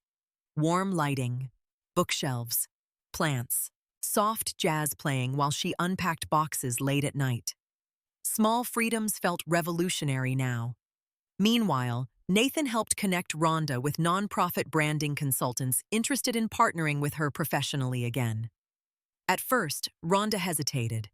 15 years away from direct career work felt intimidating, but the moment she stepped into strategy meetings again, something old and powerful reawakened. Confidence, instinct, vision. One afternoon, after a successful planning session, Monica hugged her tightly outside the office building.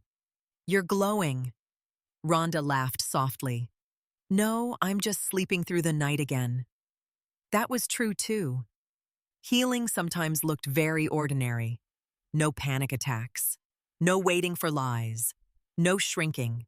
Just nervous system peace. Blake, however, continued deteriorating publicly. Pierce and Cole officially removed him from partnership consideration indefinitely. Several clients severed ties completely. Rhonda Ward attempted reaching out twice, first through polite texts, then through emotional voicemails. Rhonda ignored both. Until one afternoon, Evelyn appeared unexpectedly outside her apartment building. Perfect coat, perfect makeup, perfect desperation.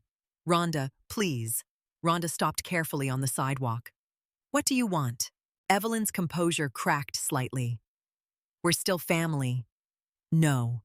That word no longer fit. Rhonda studied her calmly. You only liked me when I made Blake's life easier. Evelyn flinched. Good. Because polite cruelty deserved honest reflection eventually. You don't mean that. I do. Rhonda stepped closer slightly. When your son humiliated me publicly, you protected reputation instead of humanity. Evelyn looked genuinely shaken. But not enough. Women like Evelyn survived through denial. Rhonda understood that now. I loved your family for 15 years, Rhonda continued softly, but none of you ever protected me. Silence. Then Rhonda walked away calmly. No screaming, no revenge speech, just boundaries. Real boundaries. Later that evening, Ava helped unpack the final moving boxes in Rhonda's apartment. The city glowed softly outside the windows while music drifted quietly through the room. This place feels lighter, Ava said. Rhonda smiled faintly. It does. Ava hesitated before speaking again. Dad called earlier. Rhonda stayed quiet. He asked if I think you'll ever forgive him. That question settled heavily between them. Rhonda looked out toward the city skyline. The old version of herself would have immediately tried reassuring everyone emotionally. The healed version understood something different. Forgiveness and access were not the same thing. Finally, Rhonda answered softly, "I don't want to spend my life hating him." Ava nodded slowly, but Rhonda looked at her daughter carefully. "But forgiving someone doesn't mean allowing them to hurt you again." Ava's eyes filled slightly with tears. "I think you finally believe you deserve better now." That sentence nearly broke Rhonda emotionally, because it came from her daughter, a child who watched her mother slowly disappear inside a marriage. Rhonda pulled Ava into a tight hug immediately. "I'm sorry you had to witness all this." Ava shook her head against her shoulder. "No," she whispered. "I'm glad I watched you leave." Rhonda closed her eyes tightly. God, what a terrifying thing for a teenager to understand so deeply. But maybe that was the hidden mercy inside painful endings. Ava would never mistake suffering for love now. A few days later, while organizing old jewelry inside her bedroom, Rhonda found the anniversary watch again. The Cartier watch, the beginning of everything. For a long moment, she simply stared at it resting silently inside its velvet box. Once upon a time, this watch represented love, then betrayal, then humiliation. Now it represented awakening.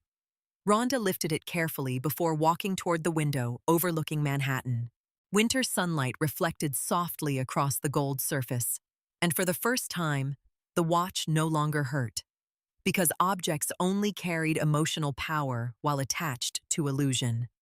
And Rhonda Ward was finally free from illusion, completely. 6 months later, Rhonda Ward stood inside a ballroom overlooking the Hudson River, wearing a soft, ivory dress and a calm smile that no longer needed validation to survive.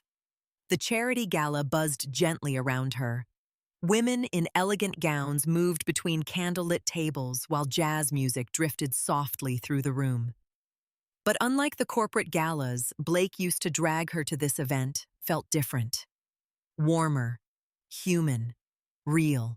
Tonight's fundraiser supported women rebuilding their lives after emotional and financial abuse. And for the first time in years, Rhonda wasn't attending as someone's wife. She was attending as herself. That realization still stunned her sometimes. Monica approached carrying champagne glasses. "You nervous?" Rhonda smiled faintly. "A little. You'll be amazing."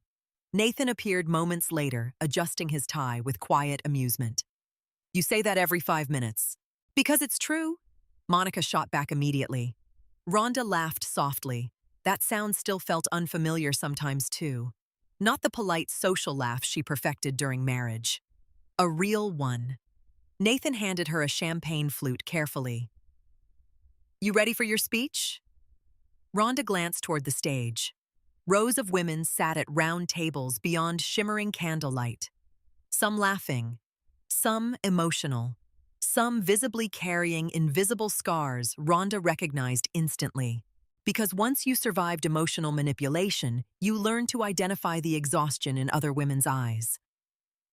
"I think so," she whispered. Nathan looked at her gently. "You already survived the hard part." The room quieted shortly afterward as the host introduced Rhonda formally. Former nonprofit strategist, advocate, consultant, survivor. The word still made her uncomfortable. Not because it was inaccurate, because survival implied weakness before healing. And Rhonda was finally understanding something important. She had always been strong, even while suffering. She stepped onto the stage slowly while soft applause filled the ballroom. For a brief second, old anxiety returned, the fear of public judgment, the instinct to shrink. Then Rhonda spotted Ava near the front table, smiling proudly at her, and suddenly she felt steady. Rhonda stepped toward the microphone. "When I was younger," she began softly, "I thought loyalty meant enduring anything." The ballroom fell silent instantly. Rhonda inhaled carefully. "I thought loving someone deeply enough could eventually make them value you properly." Several women lowered their eyes knowingly. Rhonda continued. But sometimes, loyalty becomes self-abandonment in expensive clothing.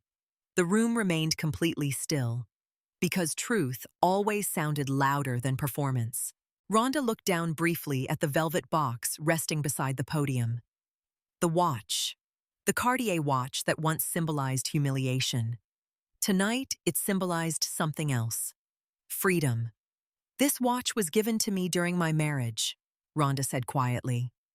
At the time, I thought it represented love. Her fingers brushed the velvet carefully. Later, I discovered the same watch had been given to another woman. A few quiet gasps moved through the room.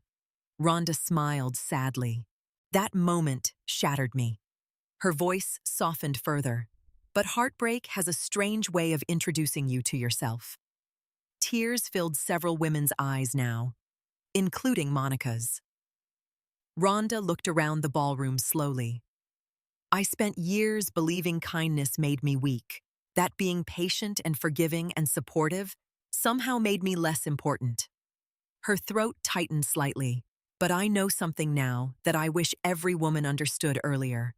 She paused, then said clearly, "You can be loving without allowing yourself to be destroyed." The silence afterward felt sacred, not empty. Healing. Rhonda lifted the velvet box gently. "Tonight, I'm donating this watch to auction." Soft applause spread immediately through the room. "Not because it stopped hurting," Rhonda continued quietly, "but because it no longer controls my story." The applause grew stronger. And suddenly, Rhonda realized something almost overwhelming. She wasn't ashamed anymore. Not of the marriage. Not of staying too long. Not even of loving Blake deeply once. Because loving sincerely was never the embarrassing part. Betraying sincerity was. After the speech ended, women approached her throughout the evening, sharing their own stories quietly. Infidelity, emotional neglect, financial manipulation, years lost trying to earn love from emotionally unavailable people. One older woman squeezed Rhonda's hands tightly and whispered, "You helped me feel less stupid tonight." Rhonda nearly cried hearing that, because shame isolated women long before truth set them free. Later that evening, Ava slipped beside her near the balcony overlooking the river. "You know everyone's obsessed with you tonight, right?" Rhonda laughed softly. "I hope not. I am." That almost broke her emotionally. Ava leaned against the balcony rail, smiling gently. "You look lighter now." Rhonda stared out across Manhattan, glowing in the distance. Lighter. Yes. Not because life became perfect, because she finally stopped carrying someone else's emotional debts. "You know what's weird?" Ava said thoughtfully. "What I used to think strong women were loud." Rhonda smiled faintly, and now Ava looked at her carefully. "I think strong women are the ones who finally leave." God! Teenagers always found the deepest truths accidentally. Near the end of the evening, Nathan joined them quietly on the balcony. "Your auction item just became the highest bid tonight." Rhonda laughed in disbelief. "Seriously?" Nathan nodded. "Turns out symbolic revenge jewelry is very marketable." Ava groaned dramatically. That was such a lawyer joke. Nathan looked offended. It was objectively funny. For the first time in years, Rhonda found herself standing inside uncomplicated warmth. No manipulation, no performance, no emotional landmines hidden beneath affection. Just peace. Nathan looked toward her carefully once Ava wandered back inside. "You know," he said quietly, "I liked you in college." Rhonda blinked in surprise. "You did?" Nathan smiled softly. "You were terrifyingly intelligent." Rhonda laughed. "That sounds romantic." It was to me. The honesty warmed her unexpectedly, not because she needed romance immediately, but because healthy attention felt entirely different from manipulative admiration. Nathan never tried to rescue her, control her, own her. He simply respected her. And after Blake, respect felt revolutionary. Weeks later, Rhonda stood once again inside an airport terminal. O'Hare, Gate 42, the exact place her life fractured months ago. Only this time, everything felt different. She wore a long cream coat, headphones resting around her neck, passport tucked confidently into her bag. No anxiety, no suspicion, no waiting for someone else to choose her properly. Just freedom. Her flight to Italy began boarding as soft announcements echoed overhead. Rhonda glanced briefly toward the crowded terminal. Months ago, she stood in this exact airport, feeling humiliated and replaceable. Now, she felt untouchably whole. Her phone buzzed gently. A text from Ava. Avia. Bring me back pasta and emotional stability. Rhonda burst out laughing. Then another text appeared from Monica. Monica. Proud of you always. Then Nathan. Nathan.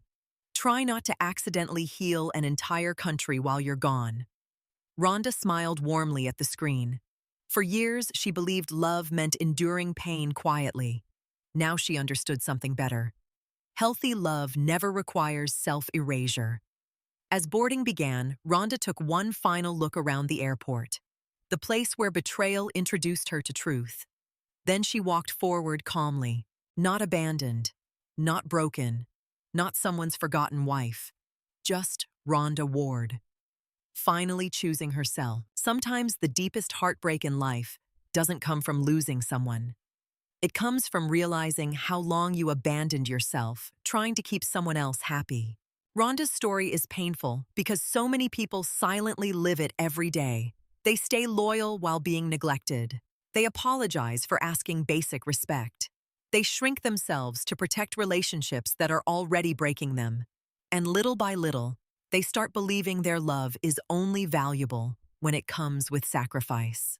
But one of the most powerful lessons in life is this: kindness is not weakness. Loving deeply is not foolish. The real tragedy is staying in places where your heart is constantly treated like something convenient instead of something precious. Blake only realized Rhonda's value after losing access to her, and that happens more often than people admit. Some individuals become so addicted to comfort validation and control that they stop appreciating the people quietly holding their lives together. They mistake patience for permanence. They assume forgiveness is guaranteed. Until one day, the person they underestimated finally chooses themselves. Healing is not becoming cold. Healing is learning that boundaries are a form of self-respect. It is understanding that you can forgive someone without reopening the door they destroyed. It is realizing that peace feels better than constantly begging for love. And maybe that's the real victory in the end. Not revenge, not watching someone fall apart, but waking up one morning and realizing you no longer need their apology to move forward. If this story touched you in any way, share your thoughts in the comments. Have you ever stayed too long in a relationship that slowly erased who you were? Or have you ever found the strength to walk away and rebuild yourself? Your story may help someone else feel less alone tonight. And if you enjoy emotional storytelling about healing, betrayal, self-worth, and powerful new beginnings, don't forget to subscribe to the channel and join us for more stories that remind people they deserve to be loved without losing themselves.